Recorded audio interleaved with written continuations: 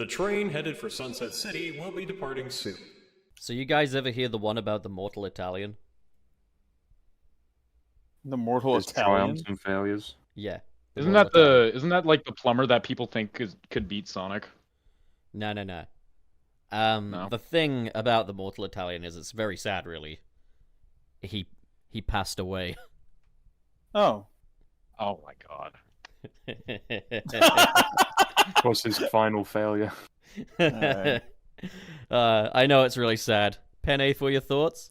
Because pasta. Penne. Anyway, Alright, dude. So Yeah. very wise. Who wants to introduce today? Either No. me or you, Trey, I guess. Sure. I'll do it. Do it. Are we live? Yeah, we're at live. the- at the Yeah. moment? Well, hello, Yeah. everyone. Welcome to Sunset City, the Sonic podcast for the modern and classic age. I am one of your hosts, Trey Nobles, and we're going to start with TomTopics. Say hello. Hello there. I'm here for today, for once. Perfect. And LitC. Hey, I'm lit. What's up? Yeah, you're lit. Let's go. No. But, Yeah. All right. And Stop then last but not least, we have our good host, Channel Pup. Hey, friends. How we doing? Do you like the Christmas decorations I put up? Oh my gosh, I haven't even Very seen them festive. yet. Hold I on. have not seen them yet. I feel like I'm gonna lean back in my chair and I'm gonna get a face full of that carrot behind me. Wayne Is that what they call it carrot. these days? That very phallic carrot. It's just a carrot, dude. I don't know what makes that one in particular phallic. That's just what It carrots looks look like. circumcised. That is just a Yo. regular ass carrot, brother. The hashtag cut gang. Anyways, Do a little bit of housekeeping, trainer. yes, housekeeping. Yes, I always forget that for some reason. But super chats will be read at the end of the stream. We appreciate all the super chats that are coming in. Thank you so much. We couldn't do this without you guys, so thank you. And what else? I mean, I know we have to look at the fish tank, but Patron. oh, and we also have a Patreon. Yes, exactly. Sunset City Patreon. If you want to support us on a monthly basis, then go over there. Go there. Click the send money button. We appreciate y'all so much, and thank you again for donating and tuning in and all that stuff. It truly is an honor. Looking in the fish tank right now, I can see that Mr. Terry Chaos has left us an octopus made of emojis. So that's fun. Hey, there you go. So, obviously, we've had Tom on before, so he doesn't really need a whole lot of introduction. For sure. But Lit, That's rude. who are you for the people? Hey, I'm LitC. I'm not a Sonic content creator. I make Fortnite content. Go ahead and laugh now, but you guys are all Sonic fans. There you go. Wow, what a I've had a very long graceful history. start. I know. I've had a long history with Sonic. I was born in 2006, so Oh wow. I was born into directly the Dark Ages and then the Meta Age. So being a Sonic fan my whole life, oh, people made fun of me in school. Yeah. But Yeah. I've always Sure. stayed strong with this Yeah. hedgehog. I've always loved this hedgehog. I think up until recently, at least, I've always had a fascination for Sonic Unleashed, one of my favorite games of all time. So, yeah, I've always just loved Sonic. That's basically it. Cool. You love him romantically. Um, That's horrible. Very, very much so. I Yeah. I make sure that I make sure he could feel it in his tongue. Jesus Christ. Whoa. Jesus Well, there you fucking Christ. Tom, how are you doing? I'm doing okay, I guess. Just busy with a lot of work nowadays, so I'm just trying to keep myself Oh, active with that. Shut up. I'm You so always busy. have to belittle it. You always have to do I it. have so Every much time. work to do. Oh, Oh, no, you don't understand. appalling behavior. Oh, read the standing orders. No one's gonna fucking get that outside of fucking England in the fucking COVID era. Oh my gosh. There's Everyone like, needs to know about it. It's a very important piece of culture. Yeah, there's like a small town council meeting, and they were adjusting to using Zoom for like the first time, and it is just pure unintentional comedy from start to finish. Like at the very start of the meeting, you hear someone go, "Fuck you," and that immediately sets the tone. It's amazing. But That's there's like incredible. yelling and screaming, and there's some incredible quotes like, "You have no authority here, Jackie Weaver. No authority at all." It's incredible. But anyways, yeah, that's that. Let's stop talking to the chat. So Oh, shut up. today we got a really epic show. It's true. Also, Trey, was it you that suggested getting a Festivus poll?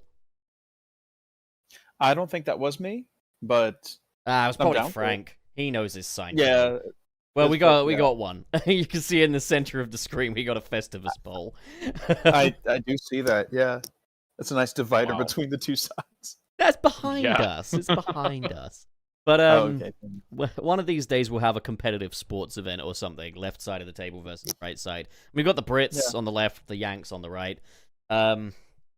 I mean, yeah, Yanks on the right. You could say that again after that last election. Anyways, yeah. Nice. Nice.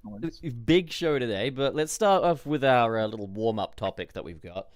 There's been a bit of discourse on the Bird app, and it's all because Shun Nakamura, the producer of both Shadow Generations and Sonic Forces, says that he wants to remake Sonic 06. He thinks that would be a really great idea. So how are you guys feeling about this? Like, what would you say to a Sonic 06? May I have the first stance on this? Sure. Yeah, by all means. Okay. I don't know how the hell people are going like, oh, they're gonna ruin Sonic 06! It's Sonic 06! Realistically, unless they literally make it either unplayable or absolute horse shit, how do they make Sonic 06 like a remake that is somehow worse than the original? Watch them do it. I Watch them do it if they do it. Yeah, Especially after get Shadow lots of bloom on the visuals. So- Script rewrite in the style of 2010 Sonic. Ugh. yeah. The same I- character models we're tired of. Over reliance on 2D. I do have like a little. I'm gonna play a little bit of devil's advocate because I'm looking at this as like a Sonic Adventure fan, and like how they would remake it in the modern age. And I wouldn't want a lot of things changed in a Sonic Adventure remake.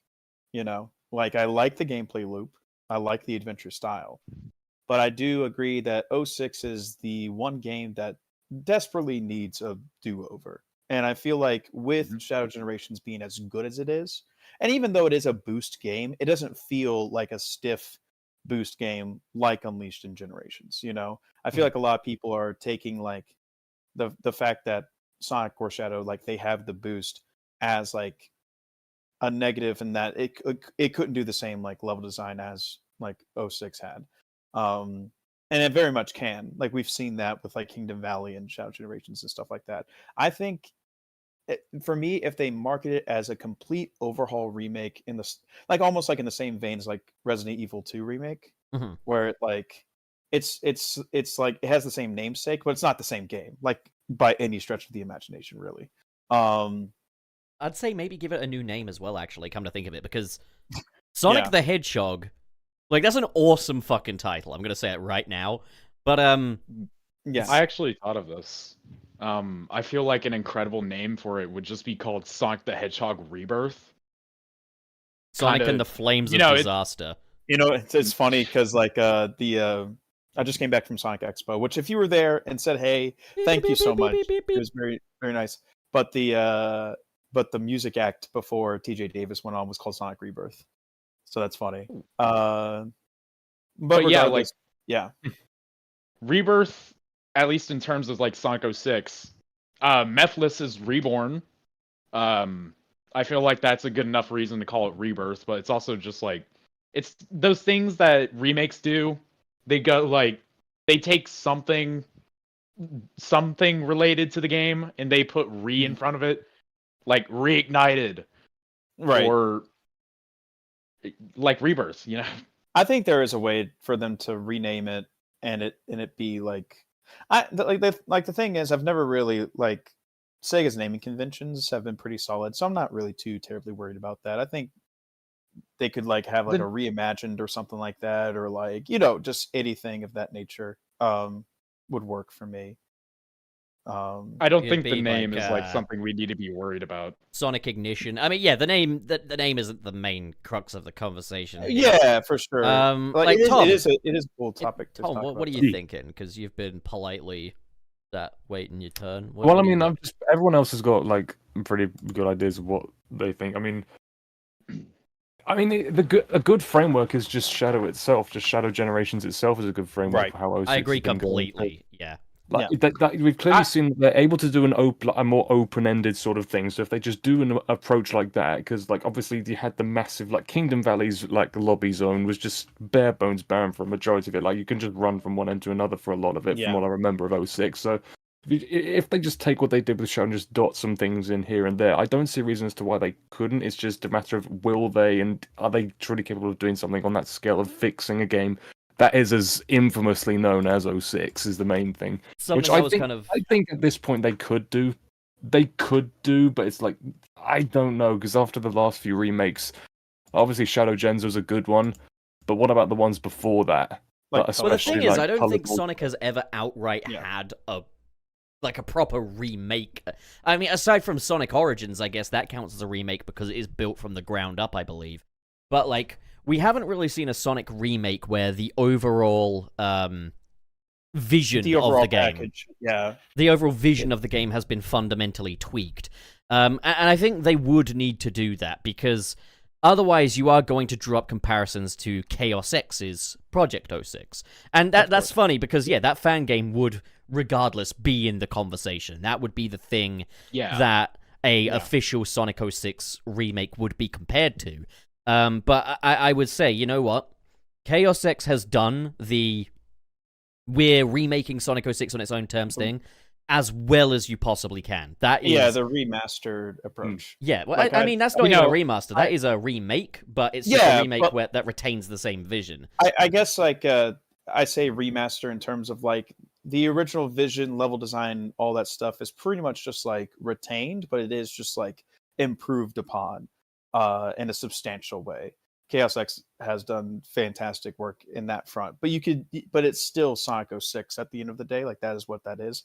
My main kind of like curiosity when it comes to a remake is if they're going to go the Final Fantasy VII route and change like the story. Yeah, because like that's the thing is like a lot of the ridicule that was lobbied at Sonic 06 surrounds Princess Elise and her kind of dynamic with Sonic. The story as a whole. Yeah, I don't know if this is a controversial opinion or not, but I think literally everything in Shadow's story is good, but everything is shit in terms of storytelling. I think Shadow has Silver's a good story. Okay, wait, no. Silver has a decent enough story. I think Silver's story is good. Like, Sonic's story is the weak part because while there's a lot going on behind the scenes that Sonic isn't really partaking in, for Sonic it's get the princess, lose the princess, get the princess, lose the princess. And, I mean, look at, like, Sonic Generations and Shadow Generations, for example. Shadow is where the interesting story is because his perception of things is inherently more thoughtful than Sonic's is. Like, Sonic is free as the wind and zippy, so when you have those two halves together, and here's the thing, is I still think you could do a good story for Sonic Generations still, but Sonic just zipping through, not even thinking to mention Chip or Tikal or anything like that, it's more or less on brand. Like, he's, he lives in the moment, and even when he's in the past, he still finds a way to live in the present, That's who Sonic is. I think for Sonic, I guess you could focus more on kind of the chemistry between Sonic and Princess Elise, if, she should be a part of it, in that they've got a very infectious friendship, and maybe, steer as far from potential romantic connections or romantic imagery as possible. Because that's the thing, is Sonic and Elise's dynamic in 06, it's not really romantic, to be honest. Like, it's very sentimental, but it's not really romantic. There is the kiss. There is that bit where Amy and Elise have that little chat about like, oh, who's this person you like? So that is kind of there. I'll give it that. But like, And you can the eye wink. easily And the trim eye wink these. as well. Personally, I would love it if they just left the story alone. Like, I would be very impressed by the balls on them to just release the story as is and say, this is the Sonic the that is Hedgehog not franchise. Human on animal relationships are not something we rule out. Like, and so be it. You're only saying that so you can have make love with Rouge. I mean, That's true. but like, And that's not feel not. bad about it. Well, I mean, look, I gotta be somewhat consistent, right? But like, You suggested we do the whole Disney thing where like some of the messages portrayed in this media are not representative. not even that. We Not Oh, the Warner Brothers thing? Yeah. yeah, like the just Warner Brothers. literally before the opening cutscene, have a little statement that says, "We're not sorry," and then just go straight into it. Wait, it's right before the kiss cutscene. We're not sorry, and they play it on 2x speed and like replay the part like a YouTube poop. It's of No, not- how I would say let's go one 30 further. minutes. Let's go one fucking further. After Elise fucking kisses Sonic, she looks over at Amy, and Amy's giving her a massive thumbs up, just like, "That's it, you fuck my boyfriend," you know, like. Oh my god. But Oh my god. what I think is going to happen, this is my thing, is they are going to change the story, but what they're going to do, they're going to make it seem like it's an alternate timeline, like the Time Eater or something, like, because we see it with Mephiles being like, I want to exist in Shadow Gens. I think they're going to do an alternate version, so it's not going to replace the original 06 story, but it is going to be a retelling of it in an alternate, timeline, because of the Time Eater or something like that. That's what I think is going to happen, because I feel like they really do want to do a do-over of 06. It's the biggest blemish of the series. I feel like they really can now, considering how great and well-regarded Shadow Generations is. The only It's thing the I'm next worried step about... from there, isn't it, really? Like, that's the next Yeah. logical step forward for the kind of, we're looking back on things, we're reprising old things and stuff like that. I mean, personally, I would like to kind of go more in a new games direction, but like, I think there's a agree. great deal of benefit in revisiting Sonic 06, in so much as, like, people wouldn't have Sonic 06 to just shit on Sonic anymore. Like, that's the first thing anyone that doesn't play Sonic who wants to get a pot shot at Sonic says is Sonic 06. If someone who's played Yeah. Sonic wants to get a pot shot at Sonic, we say Sonic Jam on the game.com. But, like, people that Yeah. haven't will say Sonic 06. And I But, say Sonic. yeah. I say Sonic Heroes. Fuck Sonic Heroes. I agree, Oh. fuck Sonic Heroes. But, like, something I found quite funny was, like, Game Rant's article saying Sega wants to remake the worst Sonic game. And I was just like, didn't they already remake Sonic Jam on the game.com with Sonic Origins? Like, haven't we Yeah, already come done on. this dance? But, I think it's a thing too, and this is actually going to go more so in the case of like the preservation side of things, because the whole I guess like discussion online is they're going to change stuff. Eve Flynn's going to be writing. It's going to be a boost centric gameplay style, although I feel like Shadow Gens lends itself to be more open than people realize or people are You know used what? to. And I go on ahead. I would I'm like sorry. to cut in here. Go ahead.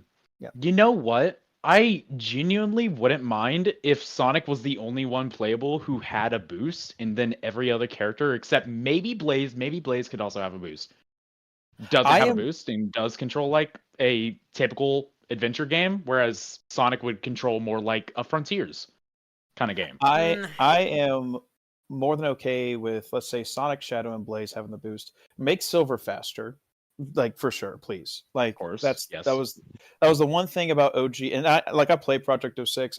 I try to play OG like 06 after playing Project 06, and Silver is just so unbearably slow that it's like hilarious. But regardless of that, I do agree that I think it would be great if they could like kind of like cater to both like the boost fans and the adventure fans. What I think though, and this is what I loved about Shadow Gens, is that it kind of catered to both at the same time, because you had great ground control. Like the character controller in Shadow Gens is, in my opinion, pretty damn good. Like the only thing that does top it is OG Sonic Adventure, but that's because I'm Yeah. a biased fucking idiot.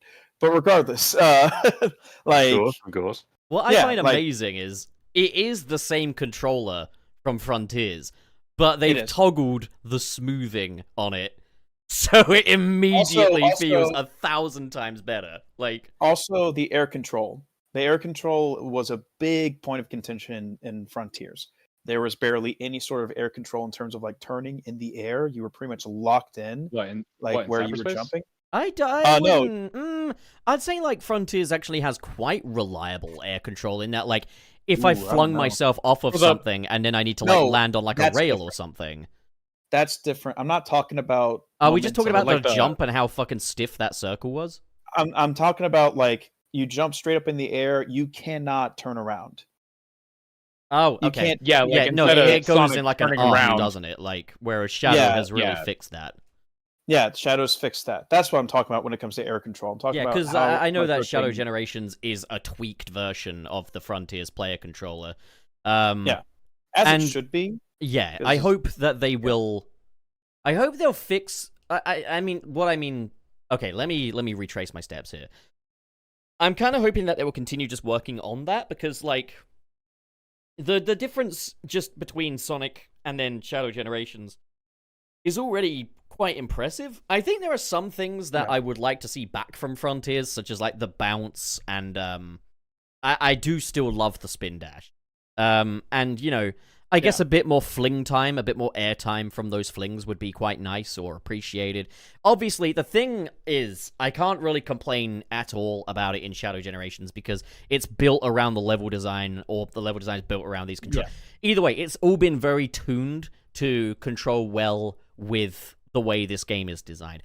Anyways, kind of getting back to the 06 thing, though, I think the way to do it would be have Sonic, Shadow, and Silver, or Sonic, Shadow, and Blaze have the offensive boosting capabilities. Like, they can boost their way through things. It's very bullet-like. And then for the Amigo characters and maybe Silver, more of a Frontiers-style boost where it can't destroy enemies. And it's still fast, but it doesn't feel as blisteringly fast, you know? Yeah. Yes, this is if we were to go the direction of we're making massive changes to the gameplay instead of trying to remake that gameplay. I think they'd have Now- to, because the thing is, Chaos I X think- has already done it, effectively. Well, yes, Chaos X has already done that, but it is a fan game that is not funded. It I'd is say very it- easy to just Like, like Sega could just disregard it, X sure, doesn't- but that would be a dumb decision. Like, if you're going to do that, throw the money at Chaos X and get the rights Yeah. to their work. So this might be something, because there's also, like I said, a conversation about preservation. Because regardless of whether people like it or not, there are people who do enjoy 06 and like enjoy the ideas that it presented. Probably recognizes that it's not perfect, but they don't want like a lot of things changed from like the core gameplay loop side of things. What I think would be pretty ballsy, but kind of awesome, is if they had a package deal where it's like a Sonic 06 remaster, quote unquote, like in the kin of like Chaos X's Project 06, and then this remake Sonic 06. That way, it's a whole. As in like, I guess I'm thinking like the Halo Master Chief Collection, Yeah. whatever, the Halo remakes, where Exactly. you could toggle between the old graphics and the new ones. I think the That's thing Yeah. with that is, already, I think the idea of Sega even, like, remaking 06, like, I like the idea a lot. I don't think Sega will do it. Like, I don't think that's realistic no. at all. I reckon I- there's probably people at Sega that want to do it, but, like, the Sega higher-ups, I don't see them pulling the For trigger sure. on it. But here's the I- thing. If they did that, I think they would do it with the intent of overwriting the original. Like, even though That's we true. care about preservation, I think it would be in Sega's best interests to not draw attention to the original now. You know, like... I honestly think it would be probably one of the most smart marketing tactics ever in gaming history to remake Sonic 06 and turn it into one of Sega's best. Because Oh, think for about sure. the headline. Sega takes one of the worst video games of all time and turns it into one of their best. People are going to be very excited to check something out like that. I mean, to be like, besides like Sonic Adventure 2 and Shadow Gens, like most of all the games that were represented are games that I don't really enjoy all that much, but they made it into one of my favorite games of all time. They can do it. It like the thing is like, I'm also thinking about this from like a game development perspective, because there was a great deal of reused assets in Shadow Gens to save on like development time, Oh, which absolutely. makes sense. That's fine. Um, Yeah, I'd say I don't yeah, really mind it's their fine. reuse. Yeah, it's fine because reuse assets is happening all the time. But for this '06 remake, aside from Kingdom Valley, which they made assets for, it would all be practically new material. They could probably pull some stuff from like Really, they Forces could or pull some stuff from the Mephiles fight for oh for that sure. level. I mean, Yeah, that's the thing is like Shadow Generations already repurposes. Like, I'm pretty sure a lot of the assets that went into Kingdom Valley are Kronos Island assets, and then a lot of the assets that went into Rail Canyon are from Ares Island. And like, obviously, there's new assets within that, but like, yeah, once you've got a mountain and it's already built, you don't need to make a new mountain, you know. But it's one of those things where I do still want to discourage Sega from leaning too far into that, because asset reusage has been a problem, like a really big problem. Even going back as far as Sonic Lost World, like going from like, Windy Hill to then you've got the Frozen Factory stage, which is just Windy Hill but blue, and then you've got Sky Road, which uses bits of Windy Hill. Go to Sonic Frontiers and Sonic Generations, like asset reuse is a fucking problem. And Shadow Generations, it made it work because it's a Generations game and stuff like that. But like, as good as Shadow Generations is, I don't want Sega to kind of fall back into, oh, we could just reuse stuff because people liked it in Shadow Generations. Like, even if we're using the mountains of Kronos and the fucking the valleys of Ares, I want them to still be constructing new stuff or repurposing those in ways that doesn't just evoke the same imagery as before. For example, like Chemical Plant's assets were used to create the Egg Fleet in the Metal Overlord fight. But right. It doesn't immediately scream Chemical Plant because they've been used in quite a smart way. There's plenty of ways that you can reuse assets and make them feel brand new again, and that's a skill of its own. By the way, and that's very common. Can I just have like a quick side note? Something I've noticed from that fight. Sure. So they made a full model for one of the ships used in like Final Fortress. Mm-hmm. And it's the ship that Metal Overlord throws at Shadow, like, near the end of the fight. Why didn't they just use that ship model more often, just, like, broken up apart throughout the stage, just in the background? Probably because it's probably too low poly. Like, while it looks good as a prop for Metal Overlord to throw, it might be that if you then scale those bits up into scenery, it might not look as good. Like, that's a common thing they do. That definitely is probably what they've done. Just to save on asset usage. I'd also say that if you want to look at a good example of like games that reuse assets a lot, the Yakuza series does it a lot, but they do it in a way that actually makes sense. Like they reuse animations, they reuse assets like that all the time, but they place them and position them in different places.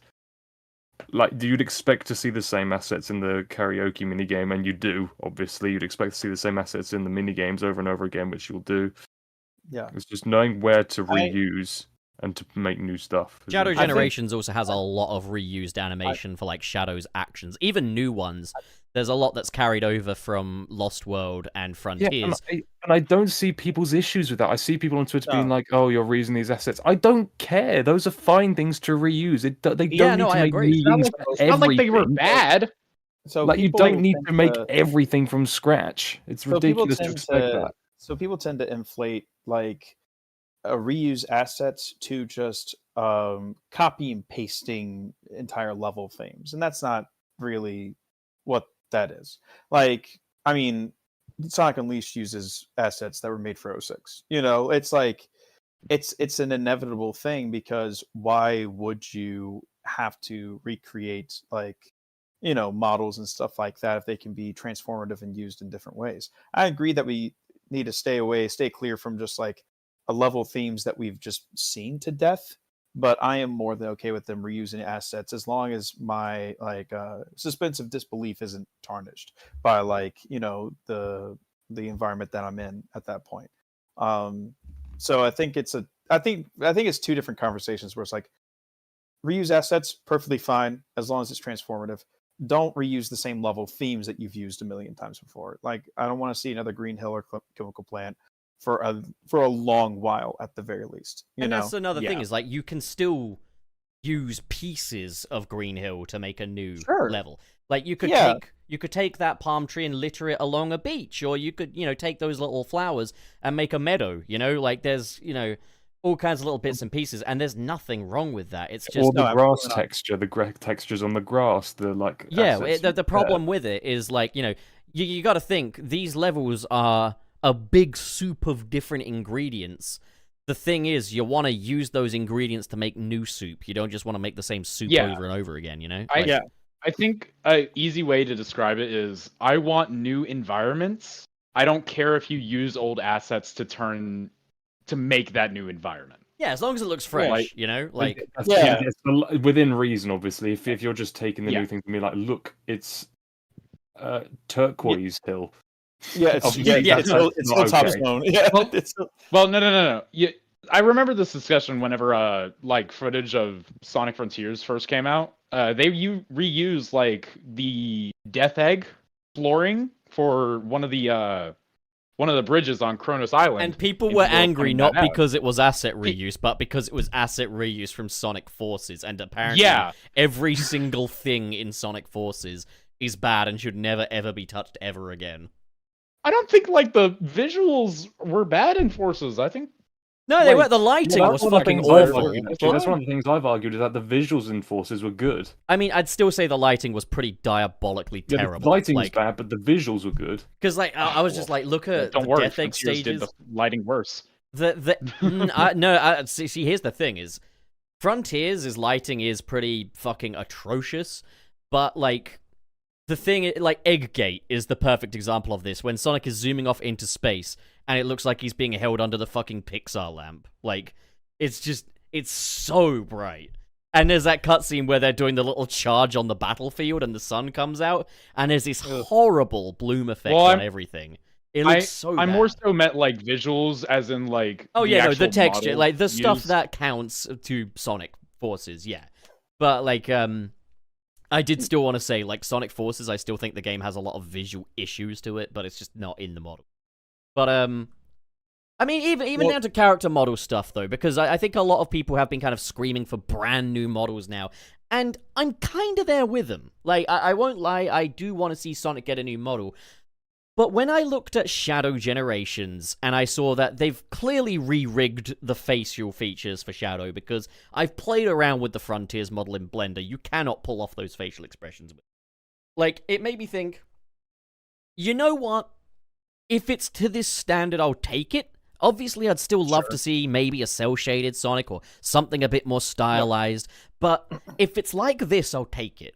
This works, like whether it's my favorite, whether it's my preference, neither here nor there. I think looking at Sonic Frontiers and its visual aesthetic and its models and how they pose and stuff, it's so very bare minimum. Like, it's like, okay, no, it is. to a layman, to someone who's an untrained eye, this is going to be very whatever. But like, this is pretty substandard across the board. Looking at Shadow Generations, I was like, even if this isn't exactly what I want, I'll tell you what's exactly what I want. Dark Beginnings. If we can make a game look like Dark Beginnings, oh, we're eaten. Oh yeah, But, like, we'd be eaten. Yeah, for sure. but like, if they're just gonna keep it as, the way it looks in Shadow Generations, and that's how Sonic games look now, fine. Absolutely fine by me. I'm actually fine with that, because like they got really good models. Even the model they used for Sonic and Rouge in that one cutscene in the game were very expressive and great. Well, they are tweaked versions of the Forces models. Yeah. But they've re-rigged them for starters. Like, So, like, for- like. Go Oh, on. I'm so sorry. No, go on. Oh, by I all was means. just gonna say, it's just like, I agree that, and it's funny that we're talking about this because I was on a panel with Nick at Sonic Expo, and we ended up touching on this exact same thing. I even said the same thing where it's like Dark Beginnings. That's already cel shaded 3D. Just make a game that looks like that. I'd lose my mind. Like, it'd be great. I think it also is a case of it's too little, too late. If that makes sense. It's like we should have already been past being excited about Sonic characters using their eyebrows for once. Yeah. I mean, Like, this we- shouldn't even be a thing to be excited about, really. Yeah. Like, Yeah, exactly. But like, it is like we saw, we saw Shadow smile, and I know like the significance of that is greater than just the rig itself being good, but like it is a thing where it's like these very basic expressions, like Shadow like scoffing or being annoyed, or stuff like that. It's people are like fawning over it, and I'm just like, man, we really were like in the trenches for a minute. Like. And you want to know why? It was because of Sonic 06. I will say Sonic 06, like I know a lot of people love those models, but looking at them, they really are just like glorified. People love the models because of Chaos X realizing how well, good it's like models can look the and Forces kind of, model, like, redoing really. them. Like if you give it a good rig and you pose it well and you animate it well and things look nice, you can make it look really good. Yeah. And I think the models in 06, they are good, especially for the time. But it's one of those things where it's like they were. It's funny because 06's animation has the opposite problem to what, say, Forces or Frontiers has. In Forces and Frontiers, it's all manual animation, and it's very basic manual animation. Barely done manual animation at that. It's very, very linear. Yeah. They're very linear splining curves. There's no smoothing, there's no kind of tweening to it. It's all very basic, like, he moves his arm up, he moves his arm up. There's no kind of liveliness to it. The 12 rules of animation, they ignored at least some of them, making the animation for Forces. That's way to describe it. Forces. They ignored some of the rules. Forces was clearly rushed out of the gate with a very low budget, probably because the franchise was crawling its way out of the gutter with the Sonic Boom thing, which would have been a very expensive undertaking. Like, Forces shouldn't have been a surprise, really, knowing kind of how the Boom thing happened. But, what was I saying? Oh, yeah, so Forces. Okay, we got that point. But the opposite problem is 06, because 06, I believe, is almost, like, especially for cutscenes anyway, almost entirely mocap. But it's like bare bones mocap. So, like, there's not been anything done to make these guys move like cartoon characters. They move like Disneyland mascot characters. Now, that requires a great deal of talent. I'm not poo-pooing that in the slightest. My sister works at Disneyland. But, it's one of those things where you want Sonic the Hedgehog to move like a living being. You don't want him to just be waltzing around like this mocap character. With Shadow Generations, we've got the very first Sonic game since Unleashed to use motion capture in the animation again. And they've combined it with the manual animation as well, meaning that we've got certain nuances of motion capture that would be very difficult to capture in manual animation. For example, one animation nuance I absolutely adore is when Shadow sees Gerald Robotnik for the first time, his body goes And his limp. eyes dilate. His eyes dilate, that's one thing, and I'm glad they're using that now. But Shadow's body goes limp and a little bit trembly as he steps back, and you can tell that's where the motion capture is coming in, because, there's also the bit where he walks towards the fake Chaos Emerald aboard the Ark. He's kind of throwing his arms into his walk. He's walking with purpose, These are nuances we haven't seen in Sonic since Unleashed. And Unleashed had a mocap problem as well. I love the way that game looks, but when I look back at the cutscenes now in-game, I am like, fuck. The motion capture is very obvious here, Yeah. I think the biggest problem that I've noticed with mocap and Sonic stuff is that every single time their head looks like it's too heavy. Yes. If that makes sense. It looks like they're very top heavy, so like whenever they're leaning down and stuff like that, I'm like, they're about to fall over. Like that's like what a mascot costume. Yeah, exactly. Another issue I noticed with 06's cutscenes, particularly there's an instance where Sonic grabs a newspaper and he looks at it. I don't know why, but a lot of the cutscenes use like a really wide angle lens. And that's very bad for those models, because the eyes wrap around the sides of their heads, effectively. It gives us sort of, you've got any games on your phone look of... It causes his eyes to look like a folded piece of cardboard.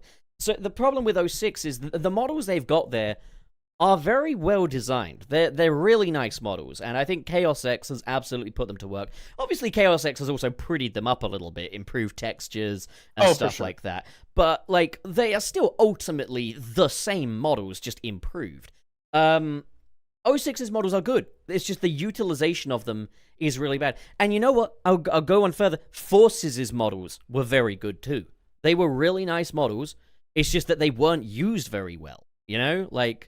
Right. No, you're I right. think there wouldn't be as much hate for the Sonic Forces model had it been actually animated better in cutscenes. Oh, Well, if it, definitely. like, okay, I'll be honest.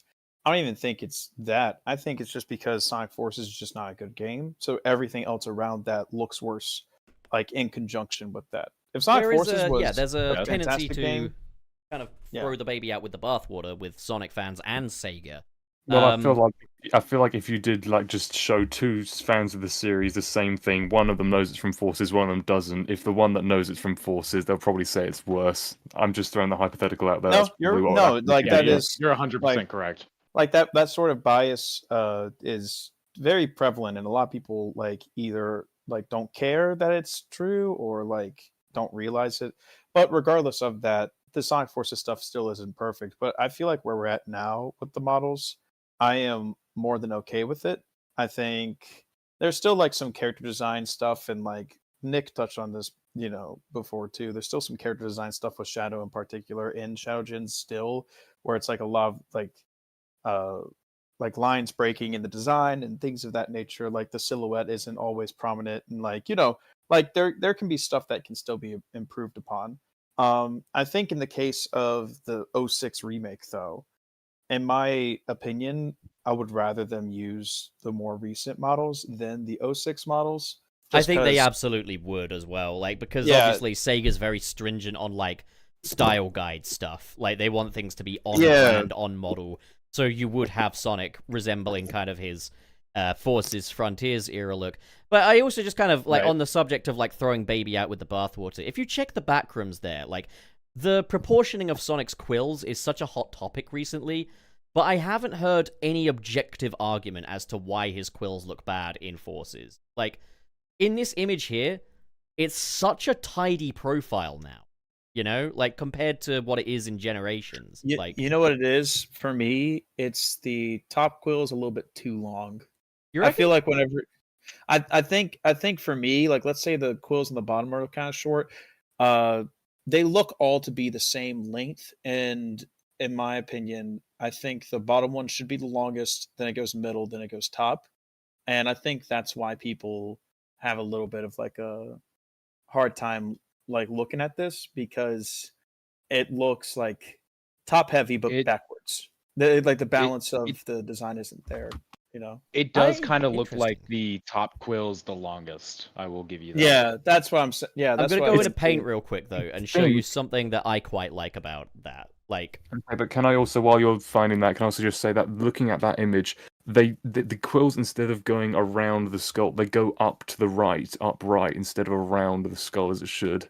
That's Oh, what it you're looks like. right. Yeah, that's a good point. It should Yeah. curve around instead of going upright like it does. okay, this is stuff I don't quite understand. So these are the first times I've kind of had more of a conversation to this than just they did it in Forces, so therefore it's bad. Yeah, or it's just or the quills are short. Because It's like it's not I've never actually looked at the side profile of this before. It doesn't go around wrap around the skull correctly. That's why it looks off. Let me. Okay, I'll get a picture of the Generations side profile up though. yeah, Just and because like I do think it's an improvement from the way it looks in, say, Generations. My opinion, anyway. I really think it's just the lengths of the quills are a little bit lopsided. I think the top quill should be the shortest one, bottom quill should be the longest one, and obviously in the middle, just like split the difference between the two. And I think that also works with like how you see the spin dash and everything. Like whenever, I guess in the traditional sense, Sonic goes into that saw blade type of silhouette thing. This Each quill isn't is longer than the other. this isn't the best comparison because the angle's different and he's posed. But like, would you say that this is better or worse? Because think that's better. I personally prefer the one above because like there's an uneven spacing between his bottom quill and his middle one, and also it doesn't create that silhouette. Like. I think that's fine. And also, I see it like the middle quill is weirdly the longest quill here. That Yeah. is true. I think And the it's lower more quill's kind of so. limp. I think I like the middle. I think I like the lower quill being more down though. That way it like I don't know. It gives a more disheveled look to his hair. It's like this dude's been running. Like I do like that a lot. I suppose, yeah, I Uh, suppose that shows a difference in kind of principles. In that, like, I kind of Yeah. like when Sonic just looks a bit tidier, just as a design standpoint. Yeah, I like a good mix of both, where it's like you can still obviously tell this is Sonic from a silhouette perspective, but like it's a little bit more disheveled and natural looking to have his hair kind of all over the place because he does run a lot and Yeah. his wind is flowing through and stuff like that. And I also think the relationship between his head quills and his like back spines, like his back spines are also shorter, like in the Forces and Frontiers model. Um, Yeah. I think overall, like the balance of it is, I don't know, it just looks a little cooler. I'm not saying it's better or worse. I just think like Sonic looks like he looks like he does some work.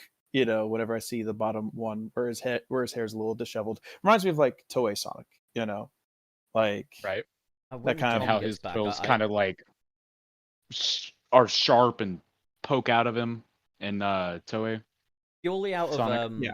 curiosity, I want a diagram of the wrapping around his skull correctly.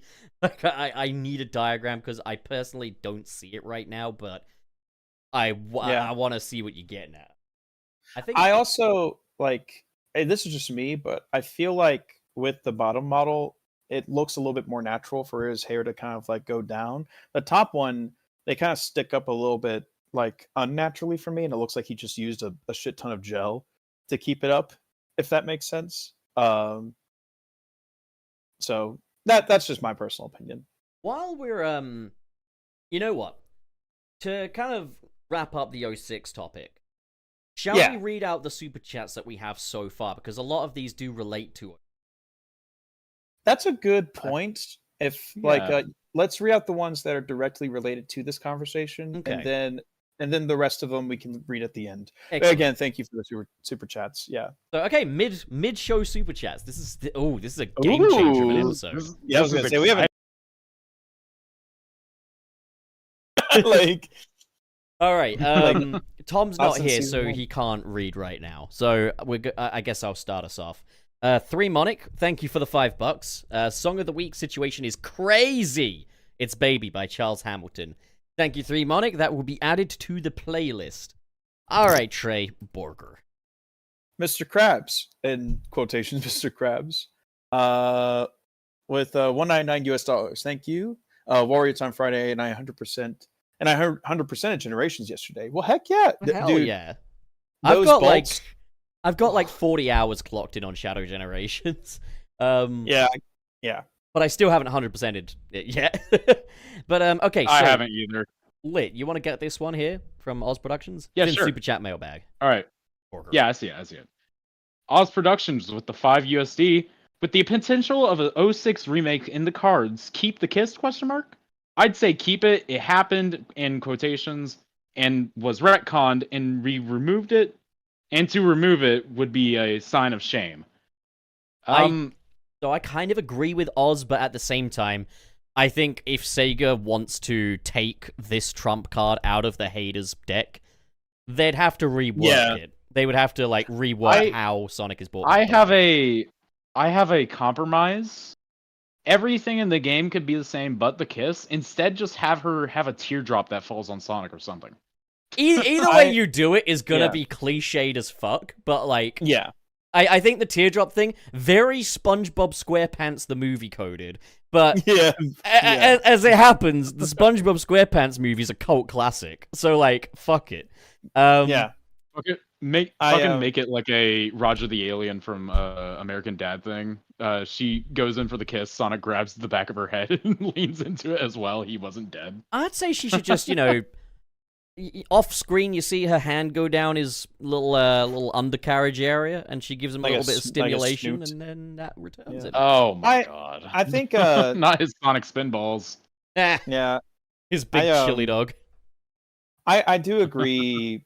It's weird because I don't know if it would necessarily be a sign of shame, but more so I agree with Pup where it's like if there's a way that like we like that like because that's a very I guess like not closed-minded, but like a very like the number one thing to hate on Sonic for would be like that kiss thing. And if you have the potential to remake it and take that out, just so people can be like, okay, like that's been retconned now from like a game perspective. I'm okay with that. I don't think it's a sign of shame. Oh, to I've remove thought it. of what they could do. I've just thought of it. So Yeah. Boy. Amy could come running and be like, "No, you gotta kiss him. I'm gonna do it." And then she's about to give him the kiss, and you see Sonic's hand just go boop on her face, like, "No." And it's like, it's okay, he's alive. Yeah. So yeah, that's the thing I was saying before, is that I feel like they're gonna rework the story and it's gonna be an alternate timeline version of the same story. Like I that. I think I that's was I was gonna try to say this earlier. I think I just couldn't because of so many people were talking. I Oh, think they sorry, should definitely. Yeah, you better fucking be. Anyways, I think they should keep like the major plot points except for the kiss inside of the story. Sonic story would probably still need a pretty big overhaul, but like basically all of Shadow's story I loved. Like Yeah. maybe Like- rewrite a few things in Shadow's story, rewrite a few more things in Silver's, and then relight a lot more things in Sonic stories. then I'm I think sure you got Ian something Flynn really special there. understands what it is people like about 06's story and would honor that. Oh yeah, And Yeah. you know, it goes without saying, it would probably be Ian Flynn rewriting this. I don't hate Ian Flynn at all. I think he I has say let it him cook. under control. Yeah, I think Yeah. he does. Like after, Yeah, I think like after Frontiers, yeah. like Frontiers, like even though I think the story has its problems, I think Jebzone makes a lot of great points in his video. I'll still say the step up from like what we were getting before to Frontiers was big, and Shadow Generations, like with that and with Dark Beginnings, like he took parts of Shadow's character that I wasn't pleased about and recontextualized them and made them work for me. And so if he can do that, then I trust him with pretty much anything. Like I am ready for him to take the reins on the Sonic franchise and see where he goes. Like, let him cook, as far as I'm concerned. Yeah, and like in my personal opinion, I feel like Ian Flynn works a lot better when he is given a little bit more free reign and control. I mean, yeah, look at his early Archie work. It's fantastic. Yeah, and Shadow Gens as well. Yeah. Like he had a couple I things that he had to legit- work within, but it wasn't like a thing where he had to rewrite a script or like redo some lines. It was a wholly him story, and it ended up being fantastic. So that's why I think they're going to change the story in this potential 06 remake, because not only would it be better from like a writing and artistic perspective, but you could also explain it as it just being an alternate timeline of like the Time Eater splitting it or whatever the fuck. You know, you can do a lot now with the whole like Time Eater thing, you know. Yeah. I suppose anyways. we should probably So go and let, and then we'll get onto the next super chat. yeah, just imagine what Sonic 06 would have been like if it was written by Pontac and Graf. I mean, Oh yeah. it depends what instructions Sega are giving him, though. I would really like to see what they would cook up if they got their way with Sonic. Even though they're not like Sonic fans and this wouldn't necessarily be a passion project for them, like I would like to see what they would cook. But okay, all right, let's move on to the next super chat because we do have movie stuff to talk about, and this Sonic 06 discussion ended up taking up at least half of the episode. This was just supposed to be a warm up. Yeah, it was, wasn't it? But like, I mean, look, it's good. It's good discussion. It's good radio. So okay, Yeah. Porker. Next up, we have Joe Madre with $10. Thank you, Joe. I don't understand why people are taking that interview so seriously. Everything they've said they'd like to do happened. We'd have Sonic Adventure 6 and Chow Gardens in every game. Now, Joe Madre is absolutely correct in this. It's a bummer, but as I said as well, it's a lovely idea, and I don't doubt that there's tons of developers that would love to do it. Like, Takeshi Iizuka says every goddamn year that he would love to make Adventure 3. There's no Adventure 3. Whether that is Iizuka fucking edging himself or Sega saying no, something ain't happening. So I think the reality is it's not likely. Even though the developers can see the potential in it, even though we can all see the potential in it, the question is, are the shareholders going to see the potential in it? Now, you might be thinking, after Shadow Generations, surely, right? But people are still going to draw a line somewhere. So I do think Joe Madre is absolutely cooking here. I wish you were fucking wrong, but I can't argue with this at all. Like, Right. So let's get the next one. Trey, you're up, Borger. Okay. With is it KB? It is KB. KB Yeah. with $9.99 US. Thank you, KB. If they remake 06, they better make the humans look like they actually fit in Sonic's Earth. The Sonic Channel design of Elise was very well done. I agree. I think the way that Maria and Gerald look in Shadow Gens is honestly the perfect way to go about humans. And Yeah. it isn't so anime or realistic, or uncanny, I guess you could say, as like OG 06. And it's not, even though I do like these humans in Unleashed, it's not super Pixar like it is in Unleashed. It still there's a retains nice a lot balance. of very Japanese sensibilities in their designs, I think that's which is and nice. yeah. So yeah, I kind of like the weird mix between Pixar kind of like models, but still an anime-esque art style. I mean, I going think on. you Yeah, could probably you'd only have to make very slight tweaks to make, say, Professor Pickle fit in with Professor Gerald and Maria. But I hope we will see Professor Pickle again someday. Like, I still got a big soft spot for the Unleashed humans. Again, I think, very minor tweaks just to make them fit in. Bear in mind, the way those characters look is very restricted by the hardware of the time. Like, you can see how those characters are supposed to look versus how they actually look in the game, and they're still not bad in the game. I mean, especially for Xbox 360 standards, it was, chef's kiss, but like, for sure. I mean, still not to the graphical extremities of Banjo-Kazooie Nuts and Bolts, which looked pretty indistinguishable from a fucking DreamWorks film, but that's neither here nor there. 06 was a fantastic... 06? Unleashed was a fantastic looking fucking game. Anyways, let's go on to Borger Lit Europe with Joe Madre. Joe Madre with the 10 USD. I get Sonic X Shadow Generations made fans excited, but I can't emphasize enough how much Sega would never gaslight a remake of Sonic 06. Green light. Companies remake and remaster Fuck's good sake. things and abandon the bad things. Yeah, the thing I see about that is, I get that. I get why you would remaster like some of your best stuff, but the purpose of a remake is to fully realize that potential that the original release had, which 06 out of I personally believe every single Sonic game ever has the most potential. Like, think about the stuff you could do for a Sonic 06 remake. You could take that like awful hub world area for Silver that's like just this massive field of nothing They all and had turn that hub into a world. thick ass open zone. All of them had that. Yeah. You Yeah. could turn all the hub worlds inside of Sonic 06 into its own open zone I with mean, its own challenges, its here's the own thing, NPCs like, to interact with.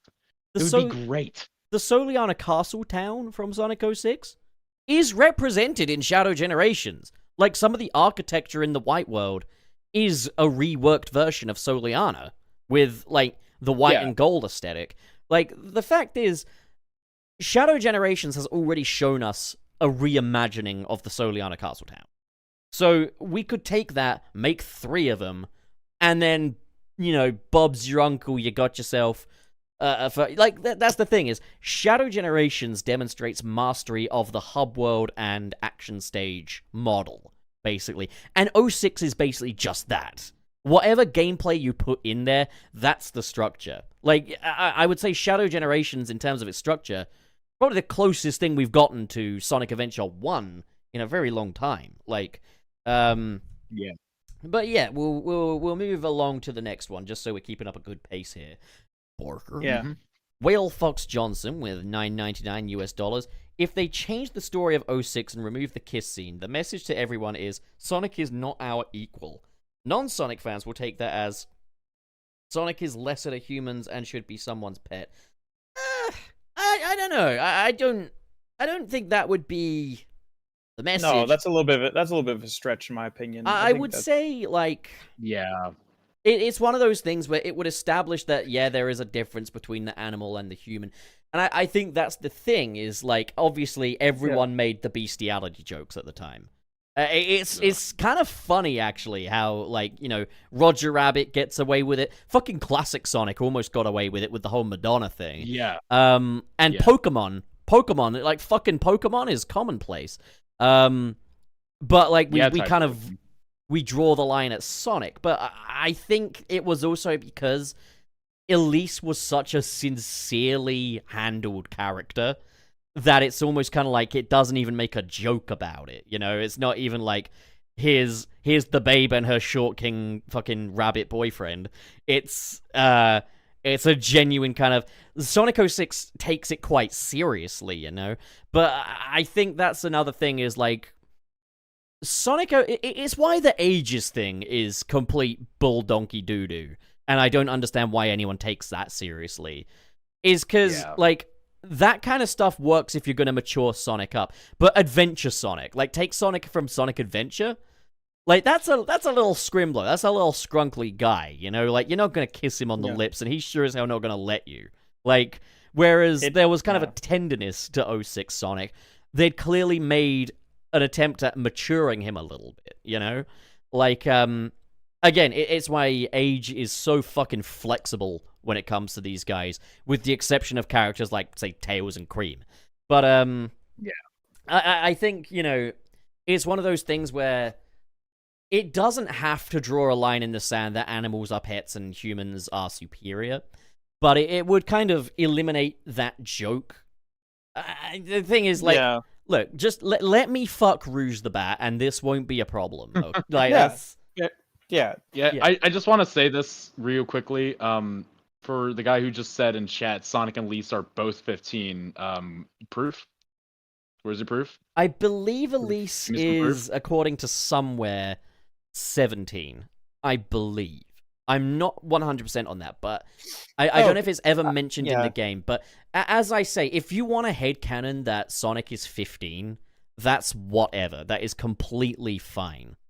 But I don't understand why people get so hung up and argumentative about it when there's so little to actually even back that up in the media itself. It's a SpongeBob thing. SpongeBob's age in like the early seasons or whatever was like 14 to 25. Like, that's effectively what Sonic is. Like, because that allows us to have one game where he's shooting milk out of his nose because baldy nose hair, versus Sonic Frontiers, where he's telling Tails that feeling insecure is a part of growing up, and he's taking on that very older brotherly figure.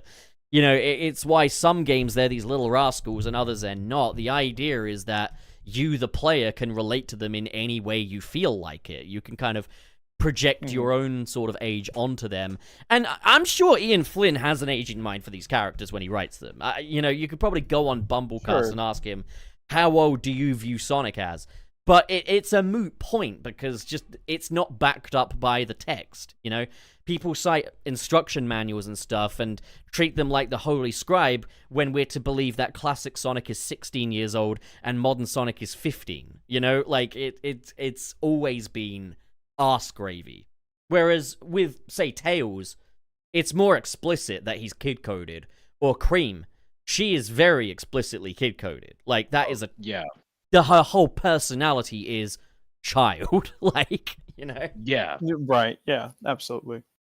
I don't know. I feel like a lot of people are putting too much credit into that scene, to the kiss, because it's just like, I wouldn't have thought that, like, Sonic was like lesser of a character with or without it.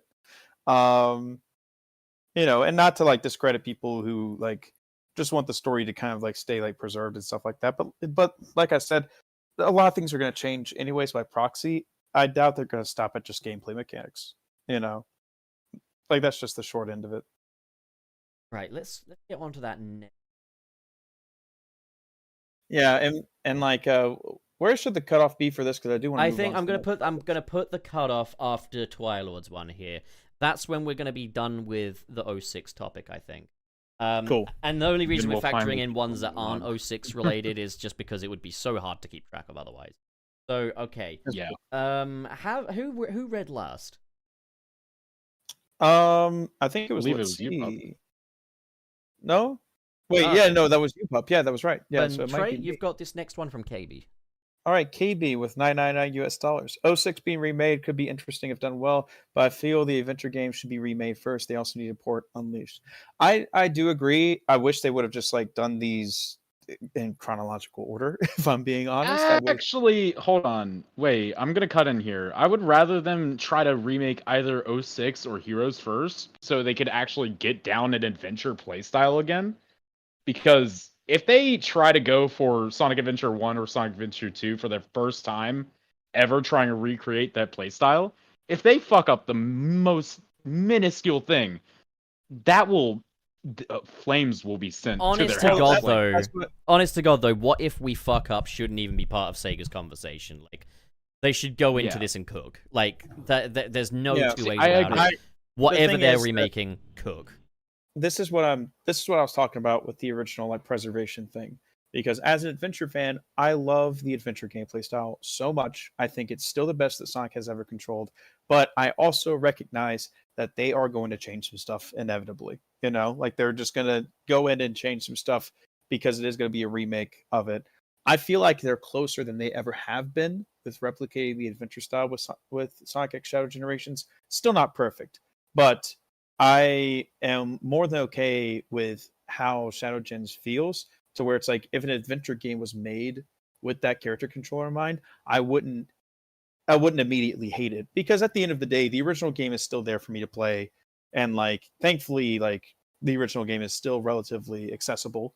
You know, like Yeah, I know like, I was I know it's gonna. a DX port, but it is a thing where you can do like the better SADX mod and stuff like that, and like Yeah, I mean, um, like, I was gonna kind of say, like, I think when it comes to the adventure games, just getting them readily available for people is more important than anything else. Like, release a 2-pack of Sonic Adventure 1 and 2, and, make it so it's effectively better DX. Put it on a Switch, I'll buy it at fucking $60. Like, that, Sure. I'd be more than happy with that. And I think a lot of people would be too. I think it would bring some new audiences to these great games and stuff. Because here's the thing, is like 06, the fun of a remake of that game is discussing how they could rework it, Whereas with the adventure games, we've already seen with Generations that they will have the current actors they have redo the lines for other characters. I think a lot of people would immediately write these things off if they knew that Ryan Drummond wasn't going to return as Sonic. There's just so much Yeah, of those adventure games where the time that these were made and the circumstances of which they were made forms a part of that game's identity to a point where I am not willing to trade that in. Like, Sonic Adventure 1 has my favorite Sonic model. I'm not willing to trade that out. Like, yeah. I think it is funny. Should just be a too, skin like it is in Gens. Yeah, I think it is funny that they have like a new version of that model now readily available. So like if they were to do like an adventure remake, they at least have like that asset to work with. But I think it's a thing where it's like, I agree with you. I think it would be smart if they ported the two games to, newer audiences, PS5, Xbox Series X and S, and Switch. If they ported like the original games over to them, make sure they run at 60 frames per second, all that kind of good jazz. And then that could be promotion for like an adventure remake overhaul, pretty another much. thing I was going to say as well, regarding Unleashed, I think it should happen. Because looking at the Sonic games that we've got available across, Xbox Series X, PS5, and Switch, like, and I mean across all of these. I know you can play some of these on Xbox Series X and stuff like that, but I mean across all of these, you can play Sonic Colors, you can play Sonic Generations, you can play Sonic Forces, you can play Sonic Frontiers. Yeah. Sonic Unleashed is the last one. That's the one And the boot that's stuff, left. absolutely. Yeah, that's the last And one. that's the one that started it. And I would say Sonic Unleashed, remaster it in the way they remastered Sonic Generations, where they basically barely fucking touch it. Although I'm going to say this, don't redub Unleashed. Leave No, don't rewrite it. Just leave it. Yeah, I leave don't- the dialogue be. That I don't game think it had a needs to good rewrite it. story already. Yeah. Yeah. And then also, like, I mean, look, there are certain things you can tighten up with Unleashed for definite. Like, certain control things, tighten them up by all means. But, like, other than that, just leave it be, I'd say. Yeah.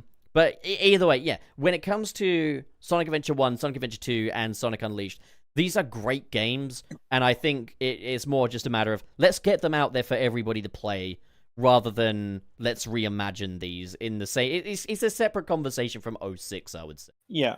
But, okay. Yeah. Let's hold on. I know we're not supposed to read regular old chat boys, but like, I really like this message. Elise looks like she's 21, but a dead body at the same time. The limitations of the early Xbox 360 is all I could say there. She looks like she would fit in with the NPCs of Spider-Man 3, the game. Seriously. Yeah. I'm going to die. But okay, all right. I'm going to die. We got Twilord and okay, so we'll do Twilord and then we'll do up to the last Twilord message, and that will be the cutoff for this batch of super chats. I believe I'm supposed to do this one. Yeah. Yes. So go right ahead. All right, Twilord with the 5 EUR.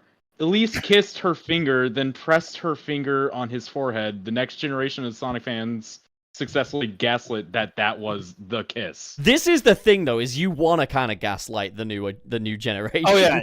Yeah. You want to be like, yeah, didn't Sonic like kiss a human or whatever, and then you show them that scene. It's like, oh, you want to, it's like, yeah, you want to Splash Mountain that shit. Oh, what's Brer Rabbit from? yeah. He's from Splash Mountain. Don't worry about it, buddy. There's no movie this is based off of. Like, yeah. You effectively want to... What the fuck is a Sonic 06? There is only Sonic and the Flames of Disaster, or whatever the fuck. Something I find really funny, by the way, is how the Flames of Disaster used to be associated with something that was falsely accused of being the worst piece of Sonic media. It's now associated with the actual worst piece of Sonic media. The Knuckles TV show. Oh. Here's week 27 of I'm talking not about walking the it back. Knuckles I still think it's the worst piece of Sonic media. Because it's the most cynical. It's the most cynical. But yeah. Anyways. Game.com Jam, bad. Not cynical. Anyways. I think it's well, you. Okay, so we got some fucking stupid loser here called LitC, right? You son of a bitch! I will kick you in your balls. Well, that's just dishonorable, dude. Like, I wouldn't kick my worst enemy in the balls. Okay, I'll kick you in the balls and then I'll kick myself in the balls. Is that no, honorable? no? That's double the dishonor. no, You don't no, kick no, yourself no. in the balls. I can't let you do that. Anyways. I'll give you a free shot. I'm not gonna kick you in the balls. I will Read our never stoop to that co-host. level. You could be trying to kill me. I'm not gonna kick you in the called nuts. me- I will Called find me another evil way. Earlier today. That's woman stuff right there, you know. Like, Okay. anyways, Okay. so yeah, fucking this guy, this fucking kid sends $2 Asshole. says Sondik de Hog, and then whatever that is, the flag of Hong Kong, I think. Okay. Because why the fuck not? All right. Dick the hog. The finale of this batch, Trey. It's all Okay. you, Borgarino. So Twilor, thank you for the €5. Ian Flynn, I'm assuming Ian Flynn would do a good job, but I do not look forward to Sega pushing 06 to have Valley Girl Rouge instead of Shao, Knuckles, and Omega's Gaiden mother. Whatever. Whatever.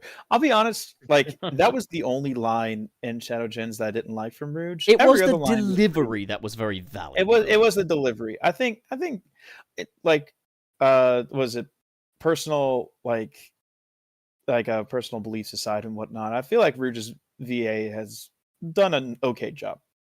Yeah. All right, Regardless. one more before we go into the Sonic movie topic. And since Tom is back, Tom, Yes. you slacker, Hello. go to Super Chat Mailbag. You've got this last Super Chat that's here. Oh, okay. Hang on. Whatever. Is it from Twilord? It is from It is. Twilord, yes. I'm sorry you're the one who has to read this one out. Oh, okay. Right. Okay. Twilord with €2. Elise 31F Soliana Sonic 16M met on Omegle. God, remember Ugh. Omegle? I don't. I don't remember want to. I Omegle. don't want to remember. I Omegle. remember going to sleepovers at my buddy Chris's and going on Omegle, and I saw so much cock. Oh my god! I wasn't happy about it.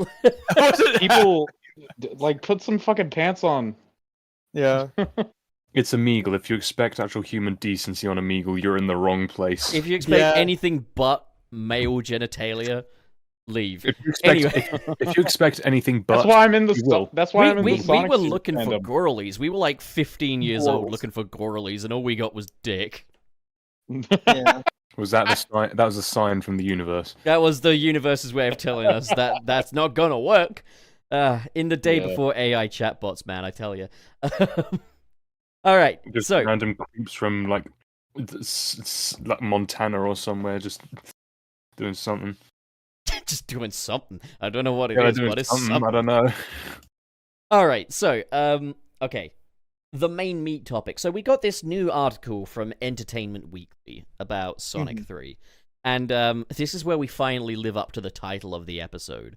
There was an interview with Jeff Fowler and Ben Schwartz, and yeah, we got some new images from it as well. You know, there's the image where we've got Shadow alongside Gerald Robotnik, Dr. Robotnik, and Agent Stone, with a suspicious gap between Dr. Robotnik and Agent Stone. Of course.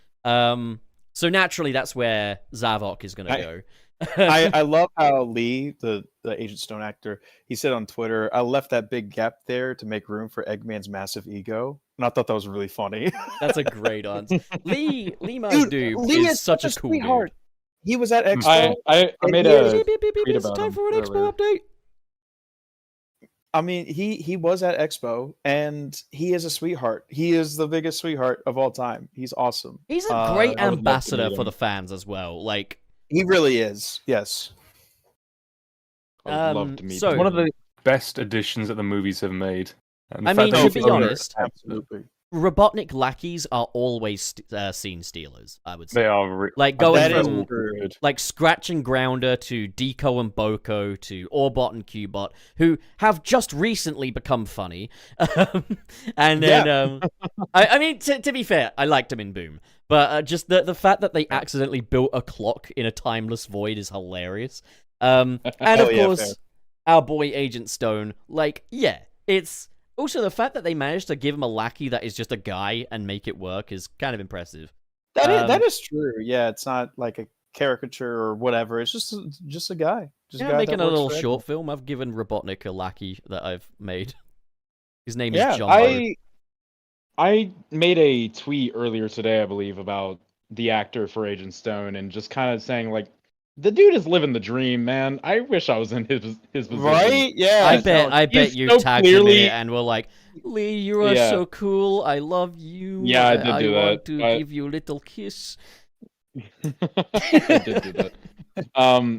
But like, The he strikes reason me as somebody who I was such a call him massive Sonic fan before Lee these Mazdoob. movies. The thing is, oh my yeah, God, dude, I don't he's even know if he living the was dream. like a huge Sonic fan, but he has taken to the community like in stride. Like it's been Oh yeah, insane just seeing him just like interact with the community again at Sonic Expo, seeing him in person, stuff like that. We were doing like an ending ceremony with like all the staff involved, and I was on stage with them, and then he just like ran up there Oh, I and am like crashed the the party. AV. Okay, I don't need you to do that. I don't need. You know what? Next year we're getting Wade Whipple just to spite everybody. Next would year, You know, I I was actually- no, watching. I would the love to see that. I was Honest- watching last night the first Sonic movie, just in kind of prep for Sonic 3. Mhm.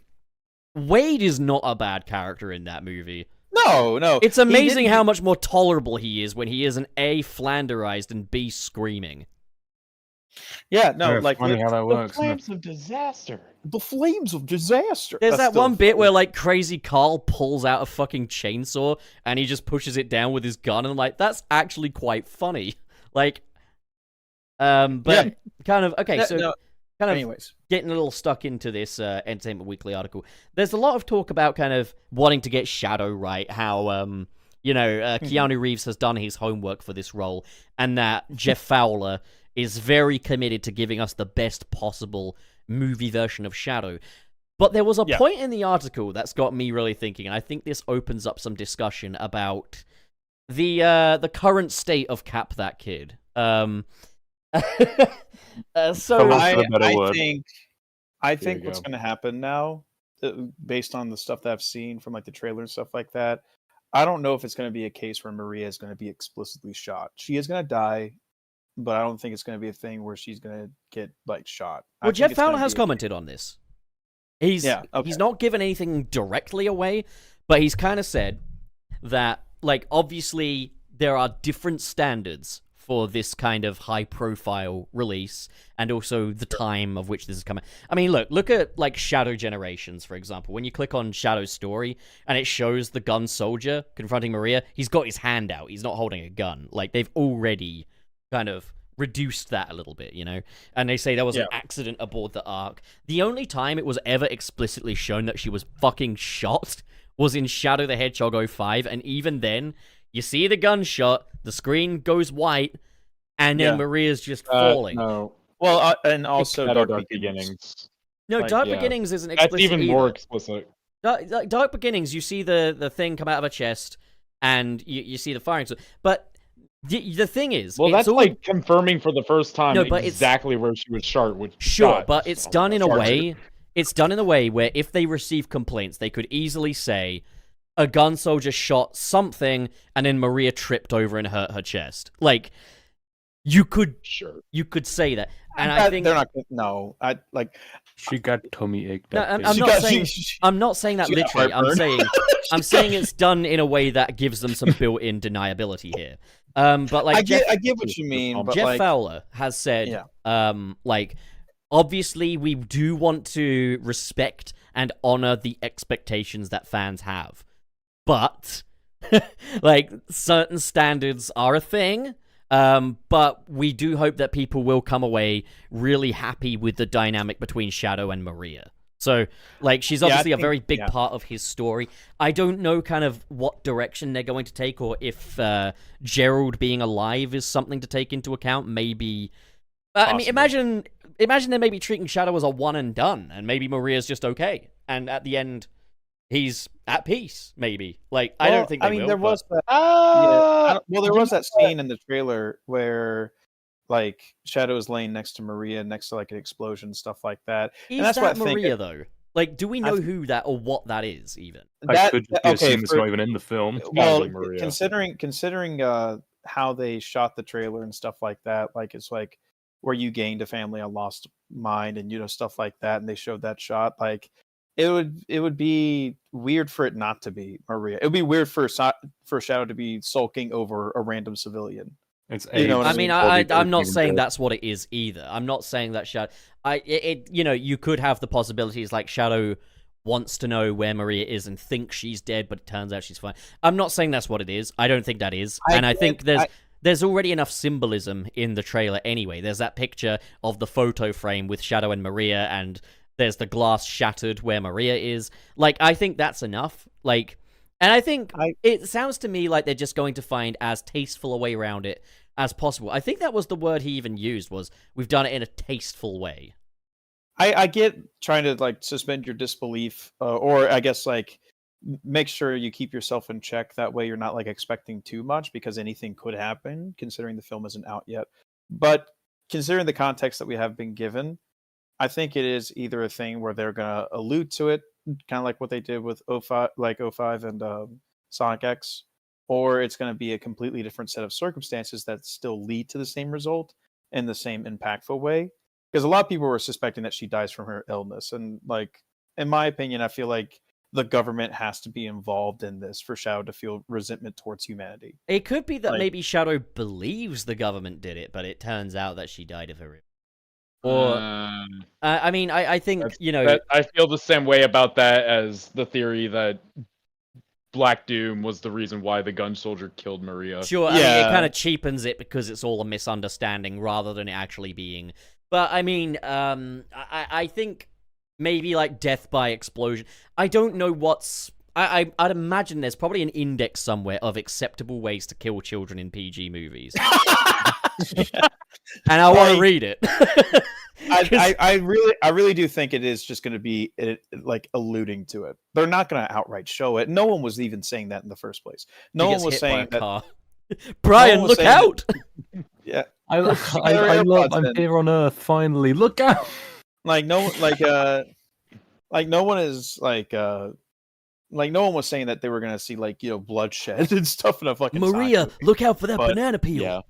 But what I feel like a lot of people are on the same grounds about is that the government has to be the one to cause it, and Maria has to die.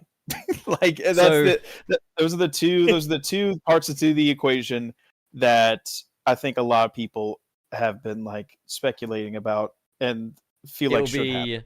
It'll be established that, Maria is allergic to Olive Garden. Commander Walters gives her an Olive Garden gift Just gift a card. restaurant. She not even, fucking like, a dies at specific Olive ingredient. Garden. And You just have, Shadow... like, spaghetti at home, but no, it Shadow's has to be just- at Olive Garden. I mean, that's the thing. One of the images we've seen as well is Shadow walking among humans. He ain't trying to kill them or anything. So maybe it's just the Olive Gardens he's targeting, Like... I mean, it's not like aside from like Shadow 05 where you take like the dark path. I mean, yeah, it was never a bloodbath, but like... yeah, exactly. Honestly, I don't see this as Shadow's last movie. I think, especially Realistically, now with no. the confirmation, Like, now with the confirmation that not only are we getting a fourth movie, but we have been told if Sonic Movie 3 does well, then Shadow will have his own movie.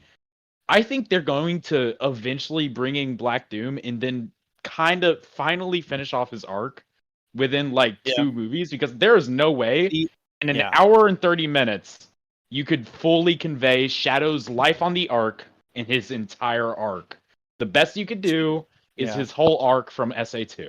I mean, To be yeah, fair, I though, think, to be honest, they'll probably prioritize tidying it up and streamlining it.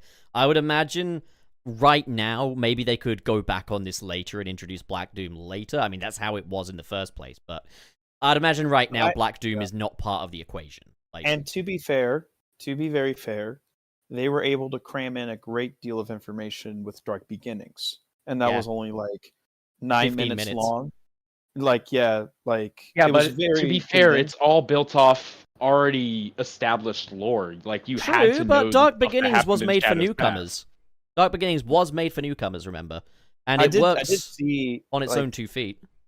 I did see a video where it's like filmmaker reacts to Shadow Dark Beginnings and stuff like that, and he wasn't a Sonic fan, but he was still able to like follow along. Like, okay, this is the conflict, this is what's happening, and this is the conclusion of it. All that stuff, and pacing, like especially if you watch it all together, it's way too quick for what it's trying to convey.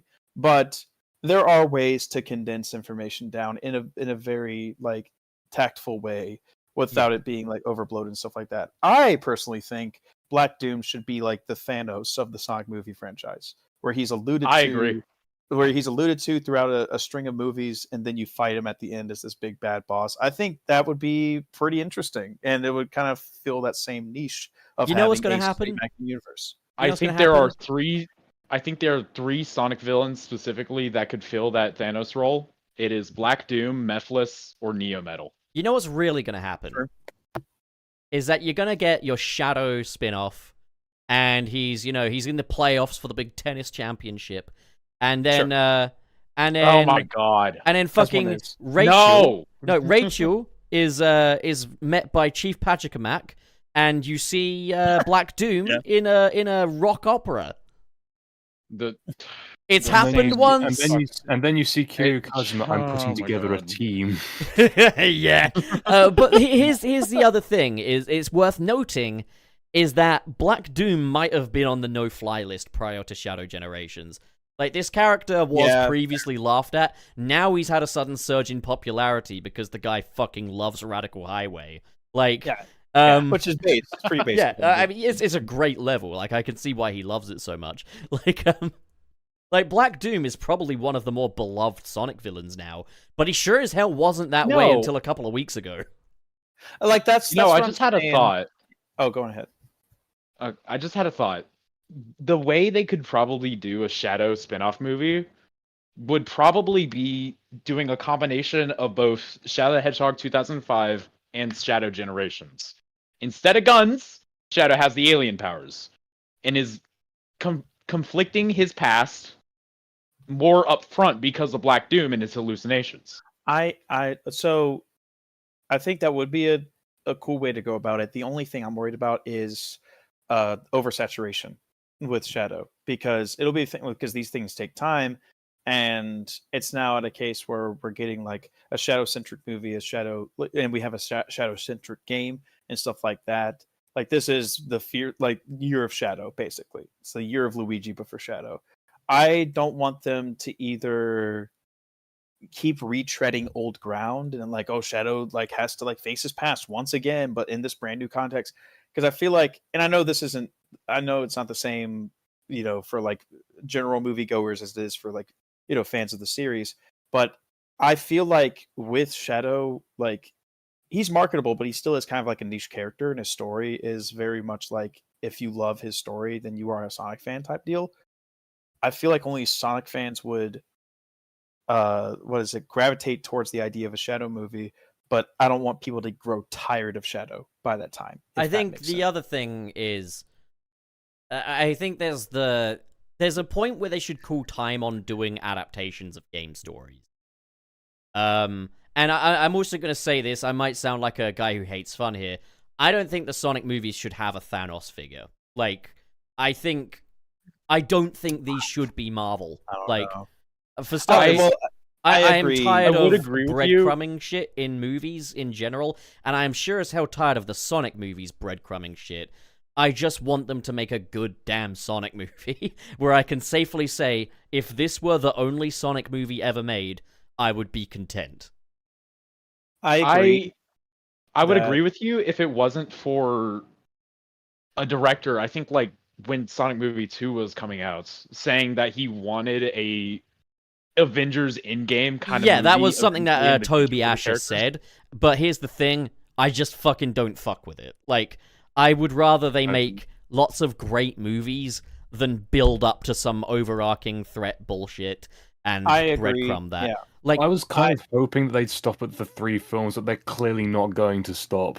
They're not going to stop. Like, I want them to... If they're not going to stop at 3 films, this is another thing, is there's the post-credits tease, which I've got on the weed, and that's, like, the last topic, but fuck it, we can dip into that now, I guess. Sure. The post-credits of Sonic 3 will tease a new character. I'm going to be honest, that's not enough for me now. Like, I don't want to see one new character. I want to see something happen that opens the floodgates now. Like, I've had enough of us having to justify this stuff. I want to see a portal open and they all come through. Like, just give them all over. The thing is, I guess I'm looking at this from a business perspective. If they can keep pulling this off and still keep making money, then they're going to keep going. They're going to have a hard time doing this after Shadow, though, because now they've got a lot to prove. Yeah. In my opinion, I think it's going to be Metal. I feel like that's what's going to be the character at the end. And I know a lot of people aren't really big fans of Metal because of how he's been portrayed in media, in the Sonic franchise and stuff like that. And people think that he's a shallow character based on that. But in my opinion, there's still a lot that you can do with Metal. And in my opinion, I think Metal should have been introduced first before Shadow. But I understand that marketing and business and all that bullshit. I understand that's a thing. But I really think it's going to be Neo Metal at the very least. Because Neo Metal, oh my god, wait. Imagine how fucking cool it would be if like the end credit scene is like Sonic, Tails, Knuckles running off, Shadow going off to do his own thing, and you just see some little chrome on the ground and you just hear biodata successfully copied. I don't think people would understand what that would mean unless they played Heroes. It would be cool for fans. It would be cool for fans. I think they should recreate the OVA intro, but in the Sonic movie. I think... So, the thing is, like, getting people excited for Metal Sonic after Shadow is a challenge, but I think they could do amazing things with Metal Sonic. Like, yes. I think they'd need to go further than what the games have done. Like, show this guy as a fucking Swiss Army knife of a robot. Like, show all the crazy ways he can transform, do crazy shit, and how he can really put Sonic through his paces. And do the whole, identity crisis thing of, like, Metal being confused for the real Sonic. But here's something I'm going to kind of say is, if the character at the post credits of Sonic 3 has a penis, it's just going to be insane at this point. Like, Well, none of them have penises. What? what I mean is, in 2024, if we Oh, are you're talking 4 about- projects into the Sonic movie universe, and we are still yet to introduce a female character, that is insane by 2024 standards. Like, genuinely fucking maniacal. Yeah. Now, Well, I also think... sorry, given- ladies. What did you just say? Nah, I was just saying, sorry, ladies. Only men here. Yeah, only men can be fun I Super need a Sonic shirt Hedgehog that characters. says, "Sorry, ladies, I'm gay." Yeah. Like, and I know that people, like, I had someone in my comments say, "Oh, Pup's gone fake woke." As it is, you guys know, politically speaking, I skew left as it is, but like, fucking, I just think there's so many little girls out there that want a hedgehog to relate to, and Or just It's- like any character, animal character. yeah, like Longclaw isn't it, guys. Like Longclaw cannot be it, and I think like the thing is, Amy could come with the promise of a Metal Sonic, but I will be more happy to see Amy than I will be to see Metal Sonic or Silver or whatever, because I'll just be able to breathe a sigh of relief that these films are not remnants of the fucking 1950s. Like, but also, like, and I know some people say, well, why can't little girls relate to Sonic and stuff? They can, but it's like little boys relating to female characters and stuff. There's always going to be one bridge that isn't there. Yeah, there are guys that can perfectly easily relate to female characters and vice versa, but there is one bridge that can't be built there with a lot of people, and that just isn't how the world works. Like, So, I'll be honest. I feel like movie 3 is going to bring in a lot more women than most female characters because of Shadow. The amount of Shadow cosplays I saw at Sonic Expo by women were like astronomical. no, sure, Like, but I'm talking about little Shadow's girls for the here. girlies. I'm talking Yeah, I about little understand. girls. And I'm talking Yeah. about characters that they can relate to, not characters that are going to give them their fucking sexual awakening.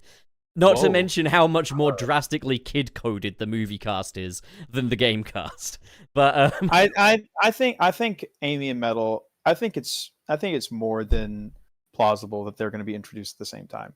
yeah, I really do think I so. mean, give Okay. us them both. I would say, Um, like, have like maybe just maybe show like Amy under the threat of Metal Sonic or something, like just something like I think that. it will be a case. So they might pull a movie 2 here where they revealed Tails at the end of movie 1, but then like the trailer revealed Knuckles. I think Yeah. it might be the same thing. Like where, Knuckles end was of the big movie- draw of Sonic 2, but like Sonic 1 ends with Tails. Like you could Exactly. easily have like, okay, here's Amy, so the implication is we'll probably get Metal Sonic next. Like, Yeah, like either Amy at the end credits or Metal Sonic at the end credits, and then the first trailer will reveal the next character. And fucking Zavok. then, boom. You know, it's having fuck Please, it. no. Fuck it. Also, this isn't to say that I wouldn't be very excited to see someone like Silver or something. That would be wonderful. But like, I think it needs to be Amy now. Like the fact is, we've had Right. Sonic. The Chaotix have appeared in the prequel comic, so I'm counting that. We've got Tails, Knuckles, Chief fucking Pachacamac, Ugh. Yeah, like, and Which is all such a the weird girls deep have. cut. It's such a weird deep cut. All to the bring- little girls in the audience that love these movies have. It's a dead owl. Yeah, is a yeah, exactly. Yeah, or like Wade sister. Okay. Are we past that topic? Because I would like Beautiful. to give what I think Beautiful. would be the reveal character. Okay. Going based off everything, I think it will be Silver, but let me elaborate. Okay. I think it's Silver because not only did the director say that they have big plans for Silver, Did they? but also this would line up if Sonic 06 really were to get a remake.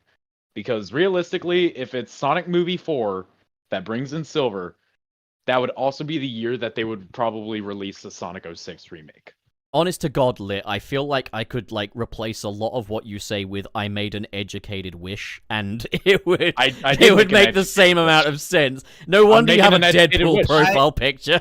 I do. Yeah. That is. I mean, that is a good it is kind of the same deal with this, where it's like Shadow Gens is promotion for movie 3, so the '06 remake would be promotion for. I don't think movie 4. either is going to happen. I'm going to be completely I don't think real. so. And Yeah. I do want to remind everybody that this is the franchise that started out with a fucking monkey Sonic and put Robotnik in a black lab coat. Like, yeah. I mean, that is admittedly the foundation. There has been a course correction, but Sonic 2 was...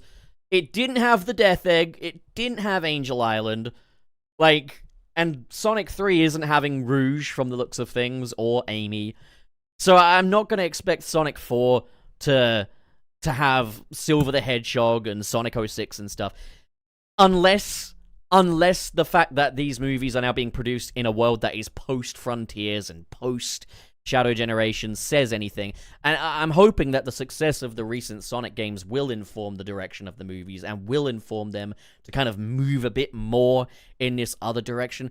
I'm gonna say this, I think Amy is a very educated guess, because they've also said that they do have something in the works for Amy. And there have been a lot of alleged rumors and stuff saying, oh, Amy could get like a series or something. Like, Yeah. I think every possibility is up for grabs, because I feel like now, with the movies being as successful as they have been and the hype around movie 3, I think it's, in my opinion, a matter of time, considering if things still go in this direction, to where we'll see all these characters in this movie franchise eventually, like seeing Metal, seeing Amy, seeing Rouge, seeing Silver. It's just the order as to which they do it. In my opinion, I think they're going to do Metal first, because I don't know if Jim Carrey's going to return as Eggman for movie 4, and Neo Metal would be a great replacement for that. part of me wonders if maybe Jim Carrey is just going to return as Eggman more often, though. Because one part of the interview with Jeff Fowler was talking about how Jim Carrey basically said yes to everything, effectively. Like, Jeff Fowler was saying how fucking panicked he was about the possibility of not having Jim Carrey. But, like, he was just like, yeah, straight away. And he was like, because we want to have Joe Robotnik, like, at the meetings and stuff. It was like, we're going to have Joe Robotnik in there. We were hoping that would be, like, a dual role thing. But you'd have to reshoot your scenes twice and stuff. And it was like, yeah, just fucking go ahead with it, you know? It was like, you've got to be a prosthetic this time. Yeah, fine. Apparently, just Jim Carrey just enjoys the shit out of this. And because these movies are quite a quick turnaround thing, it's very appropriate for his schedule. Obviously, he's not going to do it forever, but I think there's a possibility that this might just be a franchise that Jim Carrey just kind of cashes a check for. But, another thing I was going to say is something that's very relieving to me is, I've seen the Flash movie. So, hearing Jeff Fowler say we had to shoot everything twice made me so happy, because what he didn't say was, oh, we're gonna fucking CGI Jim Carrey's face on a double. Yeah. Because that looked fucking terrible in The Flash. Yeah. And, like, I'm still curious as to how the whole Gerald Robotnik thing's gonna work for movie 3. That's always been the one point of contention since watching the first trailer, where I was just like, okay, that's something. I Considering can't really have I can't really have a definitive opinion on it until I actually see the movie and see what they do. Because just thinking these movies are going to be exact adaptations of the games they're based off of is dumb. I also, like, you know, Gerald Robotnik, even 50 years ago, was a relatively older man. So, like, unless he was, like, 20 when he created Shadow, he would be like 75 now, and he doesn't look 75. I've heard you know commenters, what I mean? I've had people in my comments theorizing, like, oh, maybe he discovered the Fountain of Youth and that's a part of the story, or so. Because, I mean, these movies have established that, like, ghosts exist in the Sonic universe and stuff. Sure. I mean, I don't know. It's like, again, it's not going to be a thing where general audiences are going to care, but it is a little head scratching, because it's just like, okay, like, if you're the one that created Shadow, like, did you put yourself in a chamber or something? Did you? I mean, maybe that's the thing. Is like, Shadow's the key to immortality, and Gerald is like, "Welcome home, my boy. I can offer you the secret to immortality." And then Jim Carrey's like, "Well, I can floss," and then he has a little floss dance, and then and then movie Sonic is just like, "Oh, I'm just like Vin Diesel." Yeah, Gerald Robotnik tries to floss, but instantly cracks his back.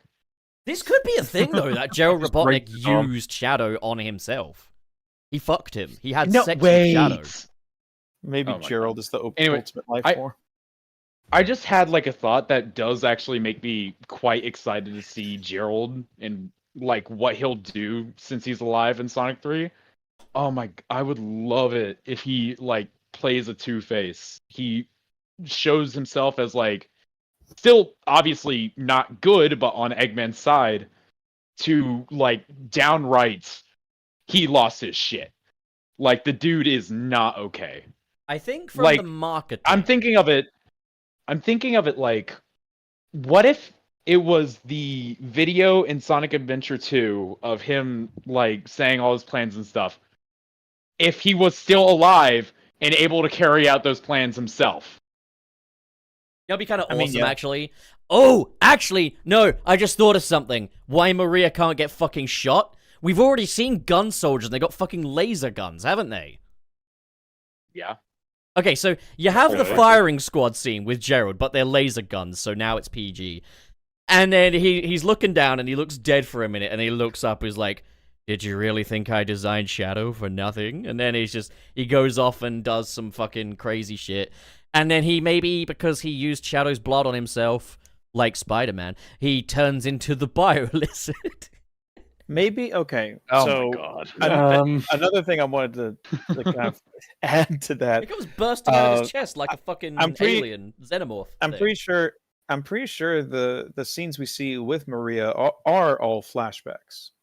Like they don't take place in the modern time, so they could have been just using real guns back then. But then, like maybe since that incident, they were like, "Oh, that was a little bit of a fucky wucky. Let's just use laser guns." I now." mean, to be fair, though, the easiest way to get around a PG-13 thing is to just give people laser guns. yeah, fair enough. my- But like, You know what? like, it still- would be neat if those laser guns. Like, I like the idea that they did use actual guns back then, but I Yeah. like the idea furthermore that their new laser guns are made with the help of Sonic's quills. It's also probably not 50 years ago, I'm just saying, given that, Gerald is fine, Well, and, they like... said 50 years ago. No, wait. Oh, did they? Didn't they say, Yeah, like, at the end of Sonic Movie 2, Yeah, at the end of Sonic. that it movie was 2. long since abandoned? Oh, well, Yeah, okay. 50, I'm 50 years ago. fucking- No, they did say... Even in the Knuckles show, they said there was, like, an alien that Okay, appeared we are on Earth not... We are 50 years not ago. taking that as rote, okay? We're not taking that one But part at there the as end of rote. Sonic Movie 2, they did say 50 years ago there was a That's project fine. that they I'll were- take Sonic Movie Yeah. 2, but I am not taking the fucking Knuckles line to say that fucking Shadow was going to fucking bowling. If that 50 is years true, ago. I do think that's a pretty cool drop in the Knuckles show. I'll give the Knuckles show Look, that. man, like If that is anything. true. No, man, because what they were basically implying is that Shadow went fucking bowling. Like, I No, mean, they implied that Shadow landed at that place from the Ark. to bowl. I don't know. I haven't watched the Knuckles. movies, Not so- to bowl! Not to bowl! Yeah, he's That's just still bowling. Yeah, I've never he- seen the show. I'm sorry. What? Wait, what? Hold on. Where was that part of the show? The very last Where- episode. when? The very last episode. the very Wait, last episode. Yeah, no. Like, where in the world was that taking place in? Vegas. I want to say Nevada? Reno, Nevada. Okay, yeah, Nevada. That's a perfect place for Shadow to land from a space colony arc. Okay, I've had Nevada. enough now. I want to move on. I don't want to think about I don't that. care! So I think it's yeah. cool! The Knuckles I think- TV series isn't canon. oh my god. The Flames of Disaster shit! Yeah, the well, Flames he of fucking... let me Disaster! tell you something. The He Flames of Disaster! Let me tell you, he blew out the flame of disaster, and now it never happened. Just like 06. You want to? I will make you more pissed off. If they do introduce Silver, then they got to make it to where the Iblis trigger is Knuckles. I They're honestly am not, they're okay not with gonna that. do the No. Iblis trick. They're not going to. Stop acting like you know. No, but they're not, though, because they didn't do Angel Island in the story of Sonic 3 and Knuckles, and that was pretty damn big.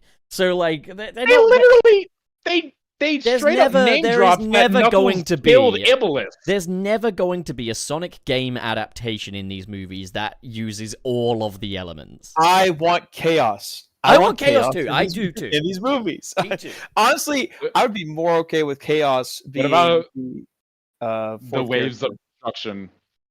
The Chaos waves is the replacement of Iblis. The god of destruction. And That's the like way in to the do it. future, the entire world's like The flooded thing or is, something. like, Sonic Adventure 1 is literally made for this format. Like, it's perfect It's a movie. for it. It's Like- it's straight up a movie. I Yes. tell you what, like, I know people are excited about the idea of Metal Sonic. I would be way more excited by the idea of Chaos. Oh, I honestly, here's the thing. I've advocated for metal for these movies for years. I've gotten a ton of shit for them over the years. But if Chaos is the one that's revealed, I will be way happier because the story implications of that would be amazing. I love Chaos as a character. Please, like, I would rather him first, in my opinion. Knowing how Like- Paramount handles these fucking things, though, you probably just see a guy pour some water into a bowl, and then they'd be like, that's Chaos. Yeah, or it's like a reference where they Because have, like, let's two not forget cameras the on Chow TV. Garden is a fucking mascot cafe now. Like, they'll Imagine do the Unleashed adaptation, and there was just a bit of an earthquake that caused a little hole in the Wachowski yard, and Sonic is dressed like a werewolf because it takes place at Halloween.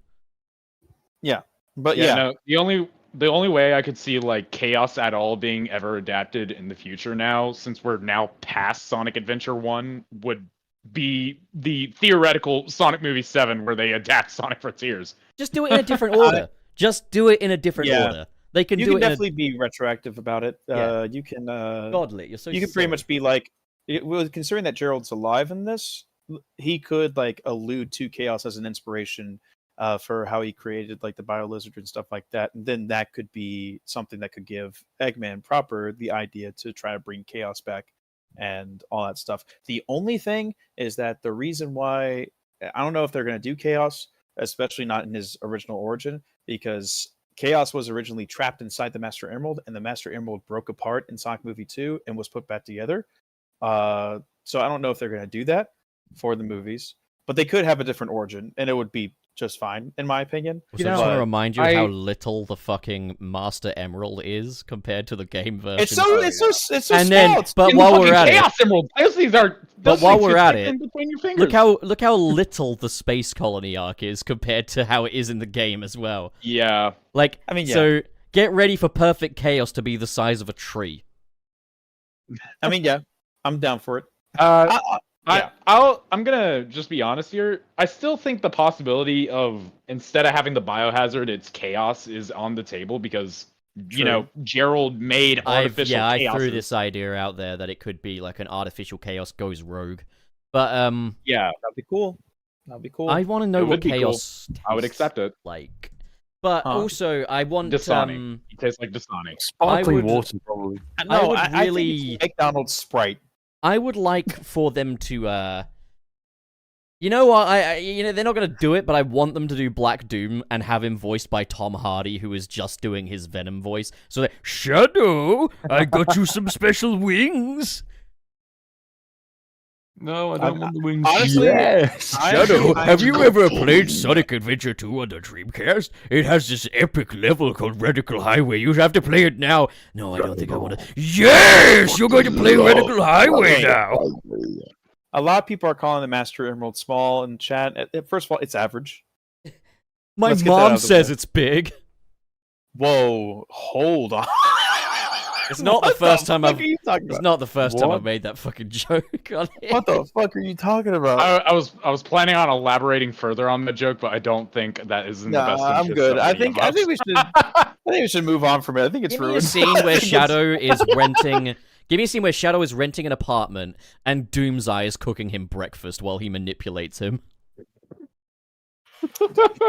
Like, just imagine Doomseye just floating there with pots and pans and stuff, just fucking slapping eggs in there and stuff. It's like, Shadow, I got you some food.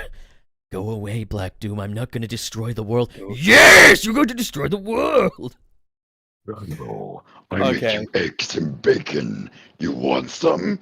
Go to Radical Highway and Radical Highway. one.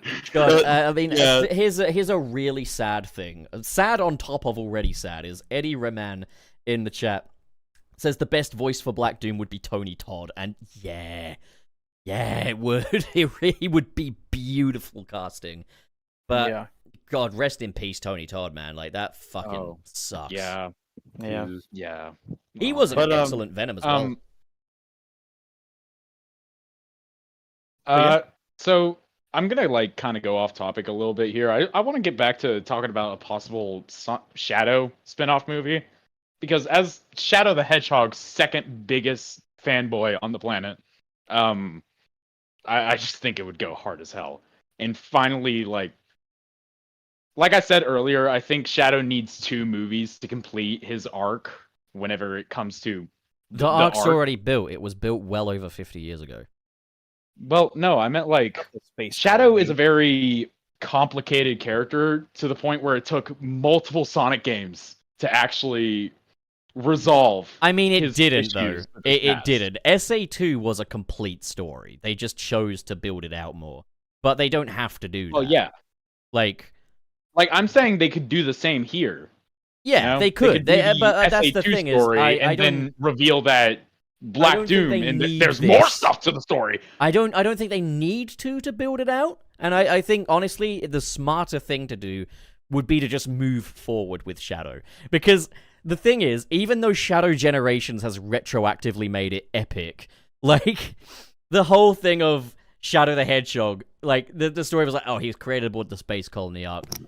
Actually, it was aliens! Aliens were involved! Like, it was always so silly back in the day. And, like, obviously there's a lot of love for Shadow the Hedgehog, but I don't think... Given that the films have clearly already taken elements of Sonic Adventure 2's story and made sense of them, for example, Sonic is not being mistaken for Shadow, and the arc is underground instead of in What we know. space. Like, Yeah.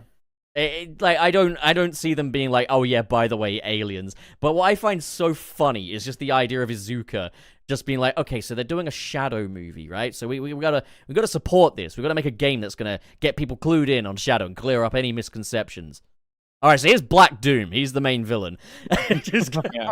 I think another thing that we need to like keep in mind too is that like they're kind of already pushing the envelope when it comes to having Shadow in movie 3 to fit tonally with the rest of the movie like trilogy. And I don't know how much further they're gonna go in that direction. he's gonna because uptown at the funk end it of- up. At the end of the day, Uptown Funk It Up. these are family-friendly movies made for a family-friendly audience. And I mean, to be perfectly candid, the story of Shadow, it's packaged in a family-friendly way, but it isn't really a family-friendly story overall, especially not like Shadow of 5 level. Okay, So, I well, don't this know. brings up the topic of children can have good, mature It's stories. not while about it still being able to good. get them. It's not about it being good. It's about it being totally consistent with the rest of the movies. That's what I'm saying. Is that I feel like they're still pushing that envelope a little bit with the third movie. Yeah, and in my opinion, I could kind of agree with that. I think like until they Yeah. do like a reboot, the tone is always gonna be, "Hey, Donut Yeah. Lord," like that's and like I'm not a fan of that tone, but that's the tone that they've chosen. Yeah. And I'm not saying that's neither good nor bad. It's just what it is. that is Yeah. kind of the Right. identity Wait for of the, these movies. Is kind of your small town. It's so silly, funny little pop culture reference. Yeah, I think it's just Alvin and waiting the until Chipmunks- the Alvin and animation. the Chipmunks was fucking awesome. What's Tot saying? I'm just saying it's probably only a matter of time before we inevitably get an animation style film eventually, hopefully. Please, I beg. Like, Yeah. I would like it to I'm be gasping for it. kind of what they. I would be fine if they kind of took either the Transformers or the Spider-Man approach, where there are 2 sets of movies. One is in live action, one is animated. Yeah. And they still run congruently. It would Is that be the right word? nice. They run parallel to each other. I think the best bet though, because obviously Spider-Man is a much larger IP with just a lot more money behind it than Sonic. Yeah. I think the best hope that we've got really would be, I would love it if they did like a DCAU kind of thing, like where it's like, you get the Sonic movies, but maybe you get like a straight to streaming or straight to DVD animated movie. And yeah, it's got the budget of a plastic fork you found at a fucking greasy spoon, but at the end of the day, it tells the story, so that's all that fucking matters. I think, I would not accept that. Well, like I think I'm not having Megamind rules be my Sonic animated. Well, I'm not movie. saying Mega Man rules. I'm saying more like, Man. more like I don't know, like Flashpoint or something. Like the fucking DCAU movies, that kind of animation. Yeah, like I and also with the Spider-Man movies in particular, it is a case too where the main character is like Miles has a completely different story than like Peter live action, Spider-Man, and it's already been confirmed that's different alternate like universes and realities. That is probably stuff one like that. stipulation as well. Like those movies revolve around a multiverse. They revolve around the concept of there's more than one. Whereas like, I mean, I don't know where I read this, so I don't know if I can provide a source. I think it's something that Tyson Hess or someone said at Sonic Expo. And Trey, you'd probably know more about this than I would.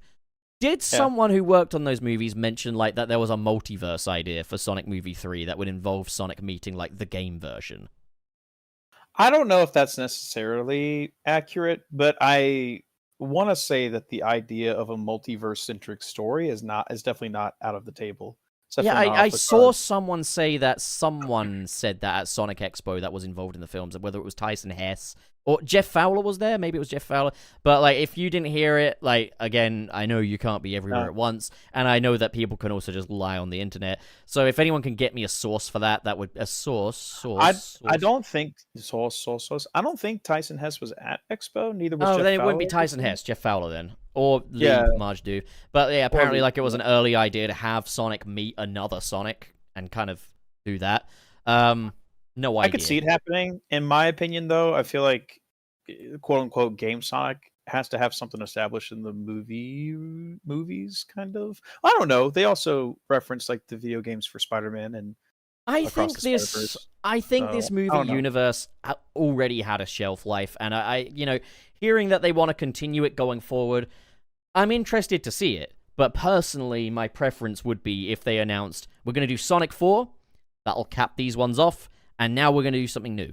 Like now I would much rather that because it's the same thing. It's the same reason why I don't keep up with Marvel anymore. It got to a point, especially after Endgame, where I was just like, I don't care. Yeah, like these movies could be fantastic. It could be like pieces of like cinematic history, and I would be like, I don't give a shit. Like that's and the thing is, I am infinitely more excited for Beyond the Spider-Verse than I am MCU Spider-Man 4. It's just like I would be perfectly happy for them to cap it off at Sonic 4. And then go. Another thing to keep in mind is that there's going to be a lot of behind-the-scenes hype speak. Because here's the thing. For sure. They're not going to say, oh, this could be the last one. Ooh.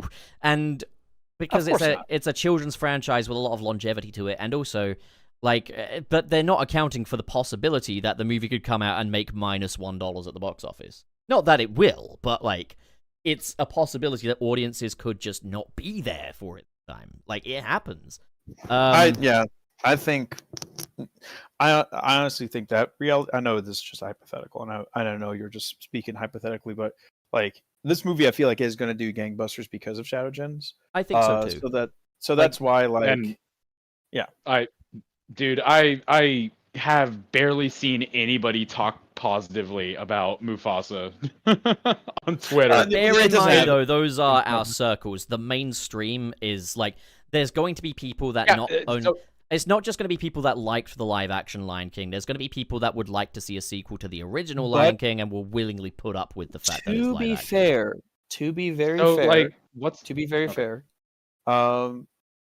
no one, even in my family, my family doesn't give a shit about Sonic. But the thing is, give a shit about that. But no one has talked about Mufasa, even in my own, I guess, general family sense, I hear that, but who do you know that saw Avatar 2? I don't know anyone that saw Avatar 2, yet it's one of the highest grossing movies of all time. Inside Out 2 as well. Yeah, what's going to happen is I'm not going to know a single person who watched Mufasa 2, and Disney is going to summon a shit ton of white moms to go take their children to go watch I don't know anyone that liked the I'm original Lion King, as in the original live action one. But people came out to see it in droves. The thing is, our circle, our perspectives are very limited. And the thing I will always say is never underestimate the mouse. There have been instances where, yes, the mouse has completely shit the bed. For example, a lot of recent MCU releases. But I think when we're talking about the sequel to the highest grossing animated movie of all time, and it's got the Lion King label on it, I'm not going to say that Sonic 3 doesn't stand a chance or anything, because I have a lot more faith in Sonic than that. I For think sure. Sonic 3 will hold its own. It will make as much money as it needs to. I don't think there's going to be a competition between it and The Lion King, though. I think they both hold different. I know this is kind of funny because they're both animated, quote unquote, family friendly films, but I think they both hold different market shares, if that makes sense. Where it's like the Sonic movies that's a hero story, like that's a hero. Yeah, it's like the difference between going to see a musical and going to see a superhero film. Yeah, exactly. It's a superhero film, and Mufasa, it's just not that. It's just supposed to be a very wholesome, good time with the family. No caveats or nothing like that. Meanwhile, with Sonic 3, even though it's still going to be family friendly, there, like I said before, the tone is going to be a little bit darker than what a lot of families are used to. I guess in the sense of general public, is concerned and stuff like that. So I think it's not even going to be a thing where it's you pit one against the other. I think they're both going to do fine. I feel like movie 3, I think, is going to do phenomenal. Beat it. Yeah. I don't know if it's going to cross 1 billion because I don't know how marketing factors into things. But it's one of those things where I think it's going to be the most successful of the Sonic movie. I mean, now, yeah. This is going to sound crazy, but I have reasons to believe this. But there Literally might everything be you say another. sounds crazy. Okay, shut up. Well, I am 95% sure, based off my own research alone about the subject, that Sonic will have some sort of representation inside of Fortnite, because Fortnite loves to do collaborations with different movies that come out. Because think about it. You see the character in the game, you go to watch the movie, and then you come back from the movie, you want to buy the character to play as in the game. It gives both the movie money, and it gives Fortnite money. Yeah. Right. Makes sense. And Fortnite especially loves to put their movie tie-ins inside their battle passes whenever they release a new season that is very close to a movie release, to get people to actually buy the more expensive thing, which is the battle pass. So what I'm expecting is Shadow the Hedgehog will be in the battle pass for next season, which starts on December 1st, to market that movie. Because I'm obviously there's just so much. Currently, there is so much stuff that says that Sonic is going to be coming to Fortnite. Recently, there were stuff added to the files to make dynamic mouths that change position client side based on where your camera's looking at the character. That makes a lot of sense. Yeah. That's cool. Furthermore, Fortnite literally just added a cosmetic type called kicks, which are shoes you can put on any skin. So Sonic and Shadow shoes for that. Cool. Mm-hmm. Furthermore, Sonic is on Disney Plus, so I'm pretty sure Disney is fine with it, considering, Fortnite and Disney are sleeping in the same bed as each other. Disney are going to say no to Sonic. Nah, obviously, yeah. Yeah. Obviously, they're not going to say no to Sonic. Yeah, no. If you've got a chance to put Sonic in something, I'm someone who firmly believes that you could take anything, put Sonic in it, and it will just elevate the score. Just like The Lighthouse, 10 out of 10 movie, fucking great. Put Sonic just in there as a supporting character, and that movie is even better. I think you are correct in that. I am very curious as to how they're going to do the proportions of Sonic and Shadow in Fortnite. I found a lot of incredible concept art that shows how they can make the proportions look. I've seen that too. And it looks I've seen good. Enough. It does look I great. assume that they do 06 sort of style thing. So my favorite one I've seen though is the one where Sonic is giving Tails a piggyback. I love. Yeah, I love that. I love that one too, but I doubt that's how the skins are going to end up that's being. a beautiful concept. And the way they have that little emote as well, where they're just kind of being very cheeky. It's a beautiful little animation. I love that. Yeah. So furthermore, Sega and Fortnite have been working together with each other since early this year, in March, because they were planning on doing a Persona collab that didn't come into fruition because they decided they wanted to work on a Sonic collab. Oh, there you go. That got put on hold for a little while because Sega could not. They were having a little bit of creative troubles when it came to proportioning the characters until I heard that rumor. Sega's finally Sega's eventually they just decided to take it It would be Fortnite the most Sega thing selling. ever for them to say no to a Fortnite collab just because they can't give him giant hands. But Jesus Or Christ, dude! giant- If they or said giant no, that would be so If they said Sega no- though. it would be similar to so what stupid. It's similar to what they did with Brawl, what they did with Sonic and Brawl. And that's the reason why he was so rushed, because they said no and then said actually at the last minute, yes, we do want him in. It's probably Yeah. playing. Yeah. It's probably playing the whole Well. brinkmanship game, being like, "You gotta fight." That we're hoping they'll come to us. All right, fine. Do it. It's fine.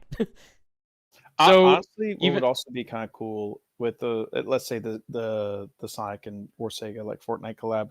I honestly think they should lean more into the Fortnite festival side of things and add Sonic music into that game. Oh, dude, I was definitely. just about to say, Sonic is such a perfect collab with Fortnite because it also goes for all the game modes in there that's currently in there.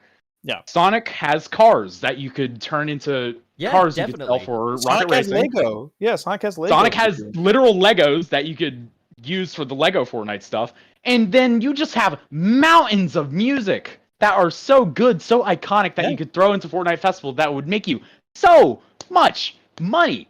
It is the perfect collab. Put Rouge the Have Bat with in Fortnite. Fortnite. Maybe.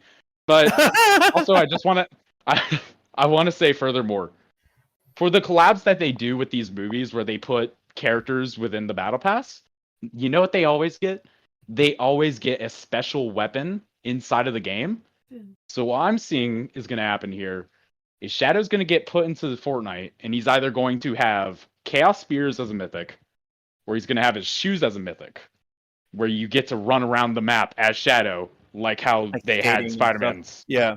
Put Yeah. Radical Highway in Fortnite. Black Doom at And the then, board meeting. Honestly, Be like, I would be Finally, I'd be last thing. Yeah. Last thing about this Sonic collab is and I'm telling y'all, I did my research on this because I've wanted this for years. December 1st is when Shadow's put into the Battle Pass because that will be the new season. And December 15th is when Sonic, Tails, Knuckles, and Eggman are going to be put in the item shop because that's 2 weeks after the season launches. That is every time. That is when Fortnite does their big Winterfest updates for Christmas and all, and then they take their four-week break. That it is exactly how they handled the Teenage Mutant Ninja Turtles collab because they put the TMNT into the game, that update, and then once Epic Games got back from their little break, they then decided to go further on the update and give like Teenage Mutant Ninja Turtles mythics into the game, like Michelangelo's nunchucks or whatever. Oh yeah, the nunchucks. I and see the spears, same yeah. thing. I see the same thing happening for Sonic. I can And see furthermore, Sonic is such a big IP at this point that it could be given its own update, like how TMNT had, where it has its own little mini battle pass inside the game as well. have Rouge the Bat dance with Elastigirl. with Chun-Li. Yeah. Okay.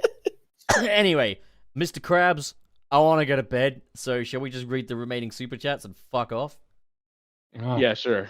Sure. Sorry about my long rant about why I'm like 95% sure Sonic We is have it coming on to the good game. authority. We have a that's Fortnite fine. YouTuber here. Yeah, that's fine. Yeah. If it doesn't Yeah. happen, then I will find you and hunt you down for it. Forgive me. Yeah, for- we'll have to kill you, but it's Yeah. okay. But we won't we get kick you in the some- can we balls, get though, some because tea? that would be dishonorable. Yeah, Yeah, we'll is just fighting shoot you without there. that. Yeah. I it'll be will fine. sooner dig a hole in Daytona Beach, put you in it, Mhm. have your head get all sunburned, and then like smack it with fly swatters, than kick you in Oh. the nuts. I will never do that. I curse you with stubbing your toe, and right before it heals, you stub it again. It's like Sounds like curse playing you- Sonic Heroes. I Yeah. curse you. I curse you with having a hair in your mouth and you can't get it out. Fuck, dude. You ever see That is the evil. movie? You ever see the movie Buzz Lightyear of Star Command? Uh, Movie? Yeah, it Wait, was the the- movie, the- the movie pilot of the animated series. Oh yes. The yes, yes, opening scene for that is the funniest fucking thing ever because they get the VHS and Rex keeps yelling, "Put it in," referring to the VHS. But it is so funny when Rex is just like, "Put it in! Put it in! Put it in!" And I was just like, oh my god, the writers surely knew. Surely. It's That's so funny. fucking funny. But okay, let's get these last super chats out here. So Tom, start us off, Borger. Where am I looking? You got Oz Productions. You know Oz from the Penguin. At the very. Where am I looking? Hang Super on a chat sec. mailbag, the last one to have a burger beneath it. Okay. Oz Productions, 5 USD. I would say Elise would have been the character because these movies are going to focus on humans and make them from the games, but Knuckles killed that. Knuckles fucking killed Elise. There's a lot Knuckles of run-on killed? sentences there. Yeah, there are. Time for your grammar to be critiqued for the payment of $5. Thank 5 you. US dollars. No, Thank you. I mean, hopefully Knuckles killed that. I'm just gonna be real. Like, Are they talking about like in the movie verse? Like, yeah, yes. I think so. Basically, Okay. no, the joke is that Elise would be the character to be revealed because she's human, and the movies love focusing on those humans. So make the humans from the games, but Knuckles has fucking killed that prospect. Yeah. Knuckles one kills good human. humans for being too shit. Anyway, The one good grace that show gave the world. okay, so we've got KB with the $9.99 US super. Thank you, KB. Good morning. If we get a Shadow spin-off movie, hopefully there'd be enough budget to actually show the Sonic characters without them being completely overshadowed by the humans. You made that entire You- sentence in service of that pun, didn't you? Yeah. You Good job. in the words of Pup, you cheeky bastard. Moving on. Okay, Yeah, no. Dre, you're up. Okay, to a lord with €2. Black Doom invented bowling. 3-fingered balls. I want you don't to like the way reread you- that last sentence out loud for yourself, to a lord. 3-fingered balls. Whose Ugh. balls? Yeah, who is three and who's balls and why are they going at it? I thought like balls that have 3 fingers coming out of them. Oh, okay, well, But You do also, not know how to ow! read. Imagine, yeah, imagine fingering your that. balls. It would really Yeah. hurt. Like, With what velocity of force? You just bastard. stop. Just fucking stop it, Tom. All I right. love bowling because the lanes remind me of Radical Highway. That's quite good. It's like I have to keep the rails up because they remind me of Radical Highway. Radical I keep lanes. the rails up because they remind me of my favorite level from Sonic Adventure 2. I just think released it's on the very Sega cool. You know Dreamcast. what? I wouldn't put it past these movies to make Radical Highway a fucking bowling alley. It's a highway, like the highway, Oh. like the bowling lane. Yeah, I guess My so. favorite quote from the Knuckles series is when Wade goes, "I have not yet begun to bowl." I don't know why it's just really funny out of context. Like, man, this bowling shit's serious. You know, this Sonic shit's serious. It's like with just bowling. really funny because it's also just like, wow, at this point, I do not want to hear about bowling ever again. And then he just drops that line. It's like, oh, come on. Just get on with it. Just roll the ball. You know the worst thing is when I actually went bowling like one time with friends, and like more recently, like I just couldn't think of nothing except quotes from the show. I was like, for God's sake, get out of my head. This is the thing is, I really like bowling. Like, and fuck. I went to a bowling party recently, and somebody to a almost bowling fell party, over with did a you? cake. Did they have juice? Somebody, Did you get hyper or somebody almost- lemonade? shut the fuck up. You were born in 2006. I'm allowed to make fun of you. Ah, fuck you. Anyways,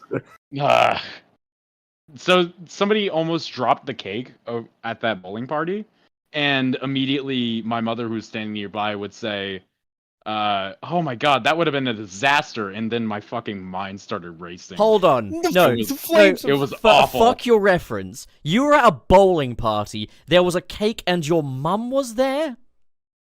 Yes. What are you, 12? Because I love like. I love my mommy. Lit just turned 18. All right, like it's fine. Lit did not just turn 18, okay? It's the last time he gets the privilege of doing Ever. that. This year, right?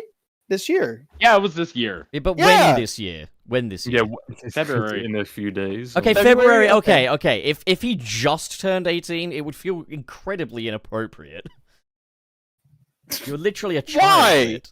Why? LitC stands for literally child. And C stands for never mind. You fucking baby Uh, bitch. Anyways, Can we Where were you move on? going? Please continue where you were going with that, please. No, it's okay. We can move on. No, C no, actually, I think it's- no. Here's the thing. C actually stands for KB. he's literally What? baby. Yes, What? the same. No, honest to God, I would love it if KB was here. Oh, right, absolutely. They've been very generous. I love KB. Like, Yeah. Trey, like last week KB. for KB's birthday, we played a bit of Drawful because that's KB's favorite. Uh-huh. Yeah. So that's Oh yeah. that's the story. But yeah, go ahead and read for Him, he did it. Who's up? Is it Trey? Trey, Me, is it's it you? me. It's Is it- me. Oh God, let's it's go Trey talk did the again. last one. All right, go on, talk. Come on. KB with the $9 dues. Adapting chaos in the movies could be interesting since movie Patrick Mac was alive when Sonic was a kid. I wonder what changes they would give to chaos. He'd just be a water slide. I'd hope they make him more cinematic. If anything, like I don't. Really I know want what him else to. he could I do. really do. Give him Yeah. nipples. I want him to be an What the actual fuck? threat.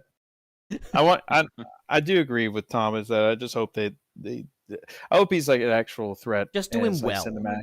And make Yeah. him big. Make him really fucking big. Like, Yeah. imagine him just swallowing the entirety of Alcatraz because it's set in San Francisco or whatever. He just swallows all of Alcatraz out and just shoots it. At San I Francisco. really appreciate your wording, Tom, because usually you swallow water, but in this case, water swallows you. What is this, fucking Soviet Russia? What is this for? Thank you, comrade. Any fucking day. All right. Is it my turn? No, it's I my think- turn. No, it's Tom's Oh, turn. is it- Oh, Sonic. okay. Is it Jesus Twilord Christ. again? Is it Twilord? I Yes, it love is. how we've now, Yeah. like, just canonized the fact that it isn't Twilord, it's Twilord. It's Twilord. Like, you Yeah. do it so much, it's permanently changed the way I read it. It's just you're not good for my. It's like what I did with Wayne, isn't it? It's like, no, your name is not your name. Your name is what I decide it is. Yeah. Yeah, I only just So yeah. Anyway, Twilord. €5. Aliens are already the main plot of these movies. It's literally more coherent to have the black arms than to not have them. Depends on a narrative level, mean, though, good because point. it's So- another element, but at the same time, that is a cool point. In my Yeah, that's opinion, a though, good I point. feel like the character designs of the aliens takes into a factor because even though yes, Sonic and Knuckles and Tails and all of them are aliens, Black Doom, from a character design aspect, is such a massive contrast between the rest of the rest of the cast. Like Well, it's it's not- like it is like it just straight up like you. I if any- saw a picture from the Sonic Expo of something I want. I saw a Yeah. Black Doom plush. A fucking Oh, a someone made a Doom's Eye Black plush. Doom. Yeah, Fucking- Black Doom Eye. It was yeah. Emsbury. Pretty sure it was Emsbury. Yes. Had a fucking Doom's Eye plush, and I was like, I want that. Yeah, I completely it's so cool. But yeah, like even like, and I'm not saying that Black Doom is out of place in like the side games or whatever like that. But you can ask anyone who is a general public consumer. You're like, what series is this character from? You show them the character design of Black Doom, and like a lot of people would either say something like Obviously, Final Fantasy, Klonoa. all right, Obviously, the Bible. or like the final boss of Kirby. I'm the but, devil. It's I'm me, the devil.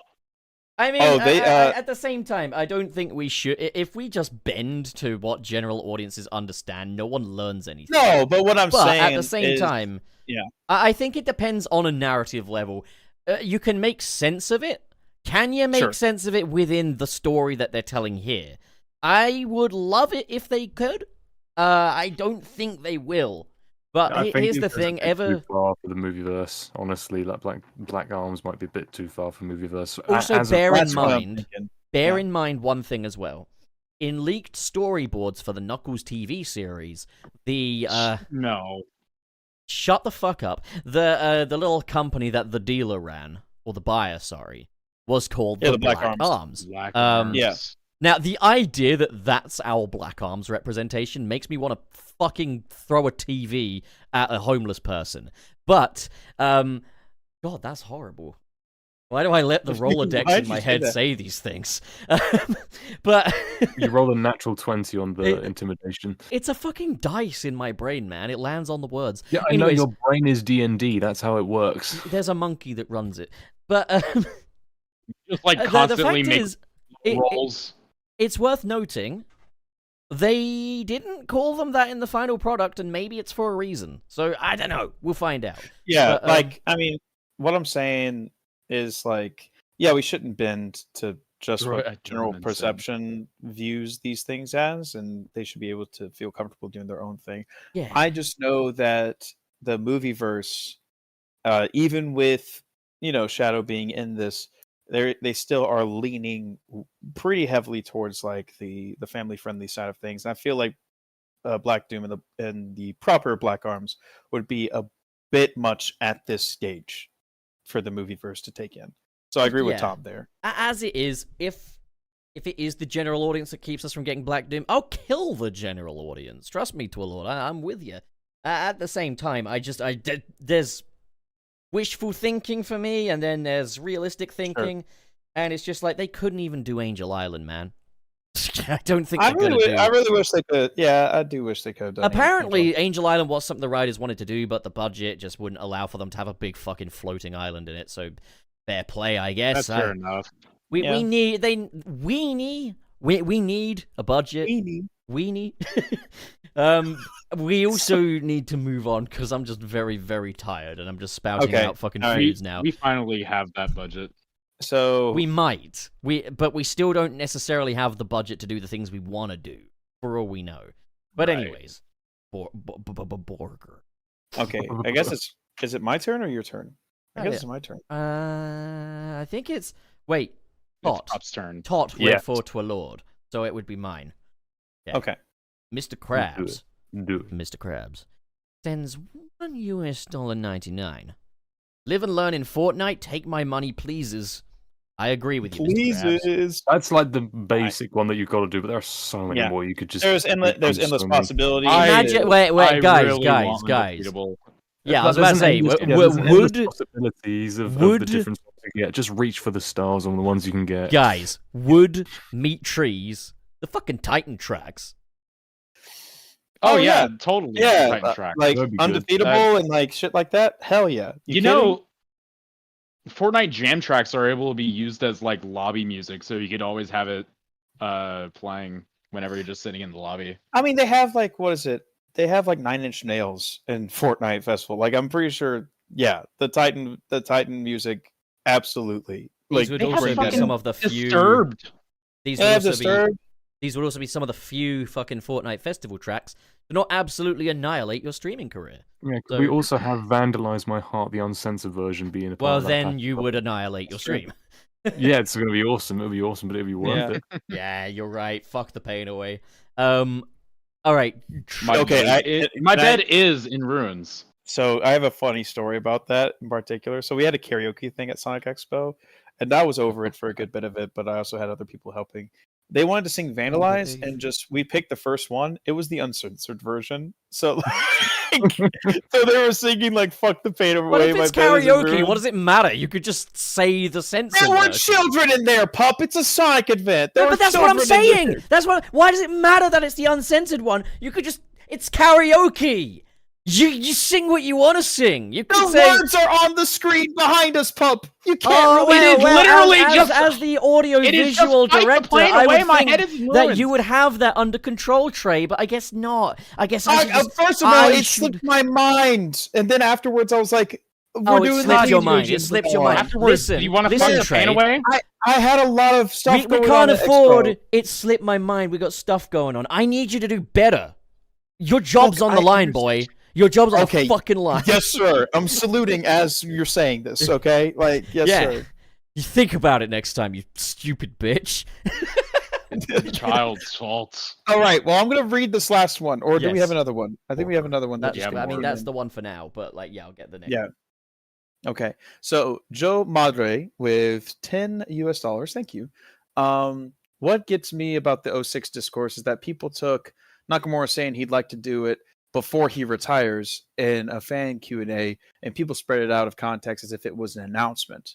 I mean, yeah, like that's the thing, is that like they've been wishing for a bunch of stuff to do, and I'm pretty sure they want to do a lot of stuff. It's just Yeah, like Izuka whether or not saying it's he the wants to. yeah, Yeah, Adventure they're 3 basically and- saying, "I would like to do this before I fucking die." You know, like. yeah, for sure. And Like who knows when that's gonna be? They're in Japan. They got fucking cryogenic freezing tubes over there. You know. Don't they have that fucking Godzilla motherfucker to worry about? Shut the fuck up, Lit. That's racist.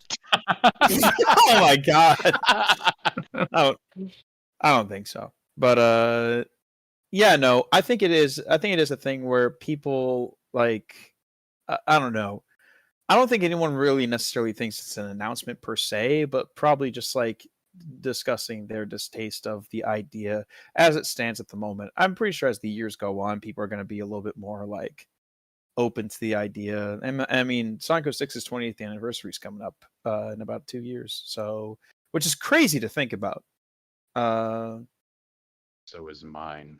So what we have yeah. live anyway is AV director of Sonic Expo admit fucking fuck the pain away to 10-year-olds was a thing at the No, Sonic Expo. I didn't do that. No, I You are did not. you are the audio and visual director. If I saw it or heard it, it's your responsibility. It's my responsibility. It's crazy. I'm not the only one that works there. No, you are. You're the only one I know, so you are. The only one I know.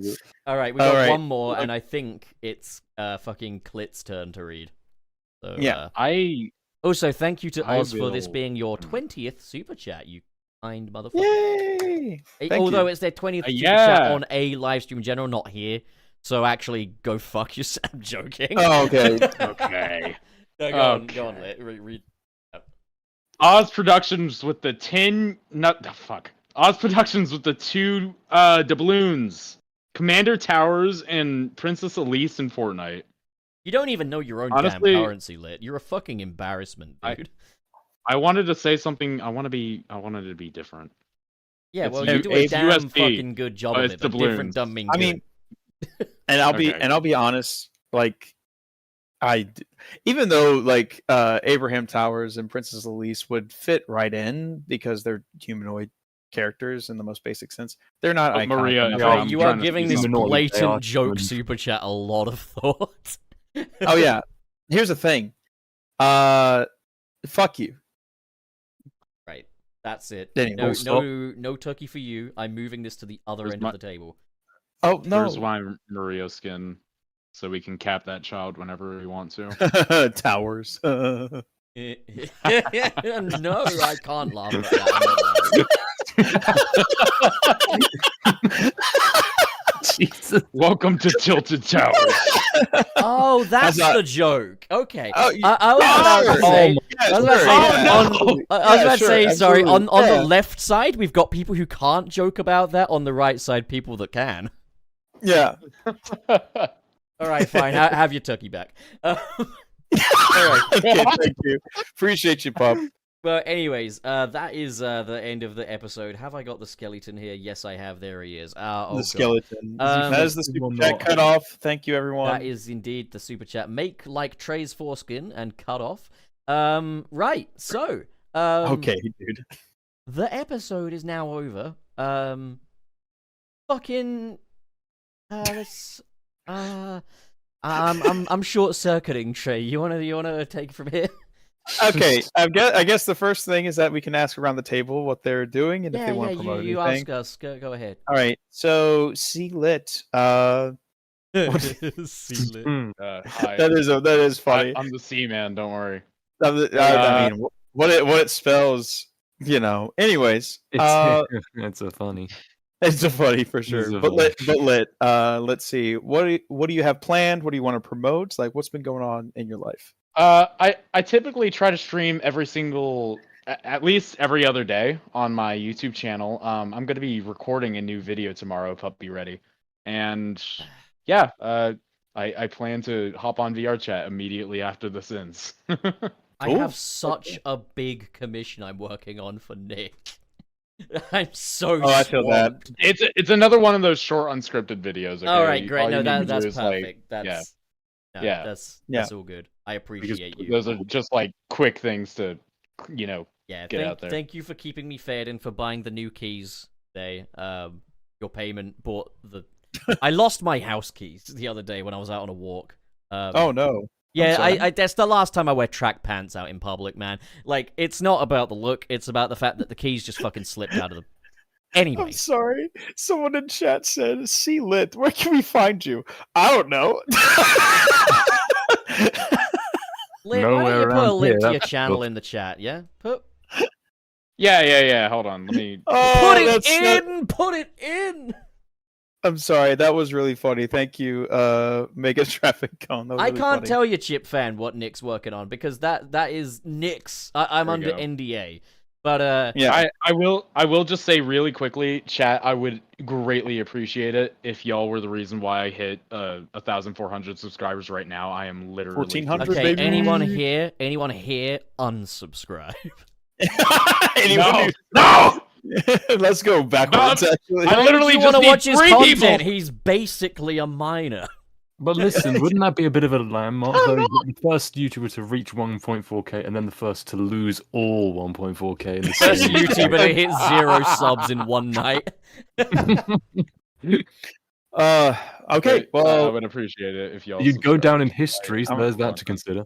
If you like Oh, I'm, Fortnite and you like a guy that likes Sonic and he's your favorite yapper and he's ginger for Yes. some reason, then this guy is... Not ginger. Well, then why is your avatar ginger?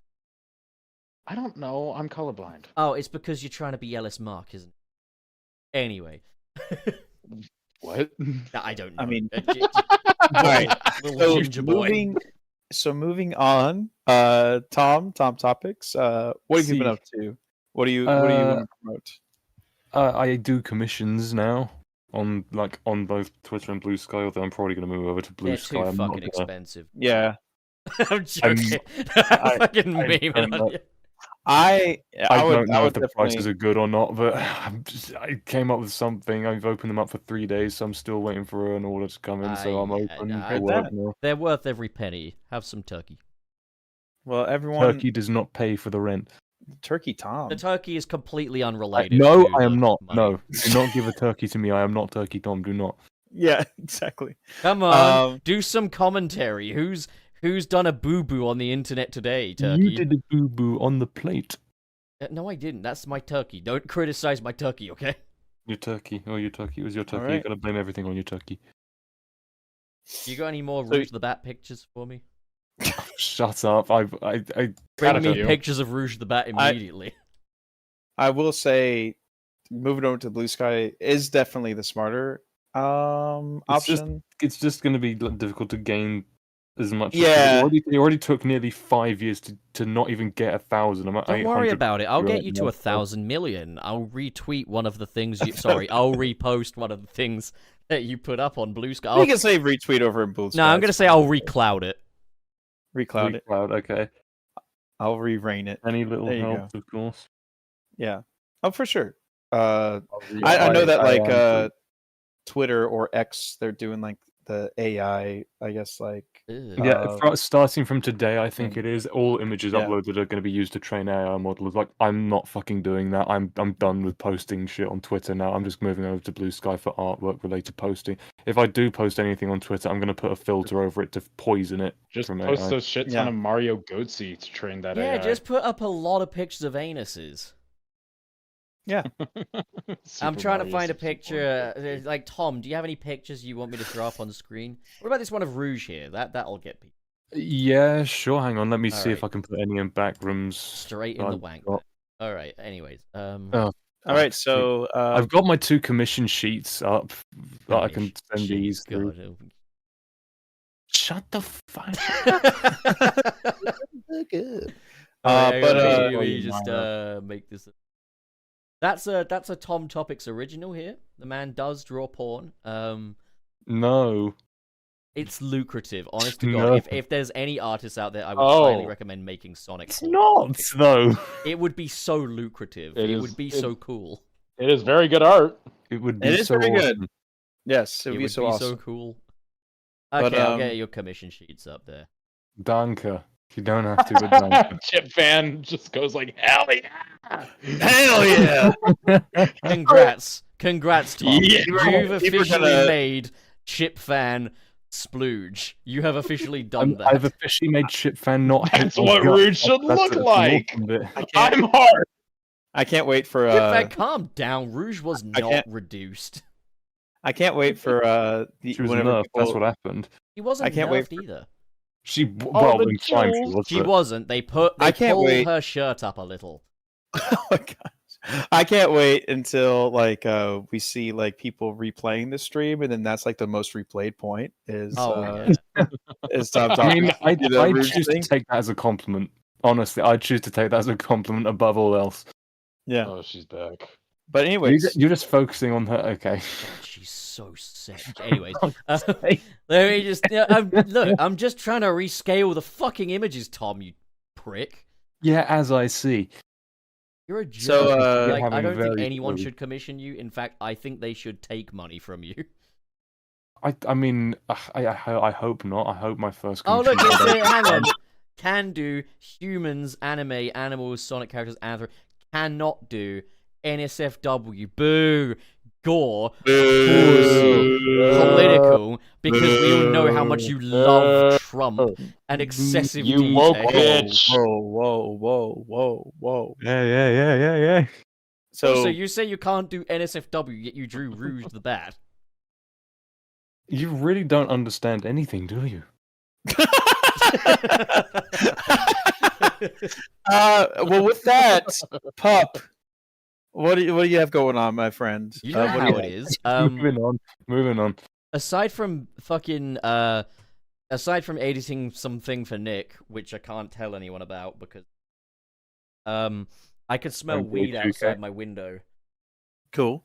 And then also, I'm working on the first episode of my Sonic movies retrospective, starting with Sonic 2. No, that wouldn't make any sense. Sonic 1. Okay. You know Heck how yeah. it is. And because, like, obviously the time I reviewed it originally was when it came out, and God, that is some potent stuff. But also, like, you know, the things, the perspective and everything, you know? I really want to go into detail about talking about how this was a product of where the Sonic franchise was at, but at the same time opened the floodgates for a new era. So, yeah, there's a lot to discuss. But Trey, what the fuck? What the fuck are you doing? So I just got back from Sonic Expo. I was the head of AV over there, and it was a fantastic time. I did a panel with Nick, game apologist, at Expo, and that is uploaded on his Patreon.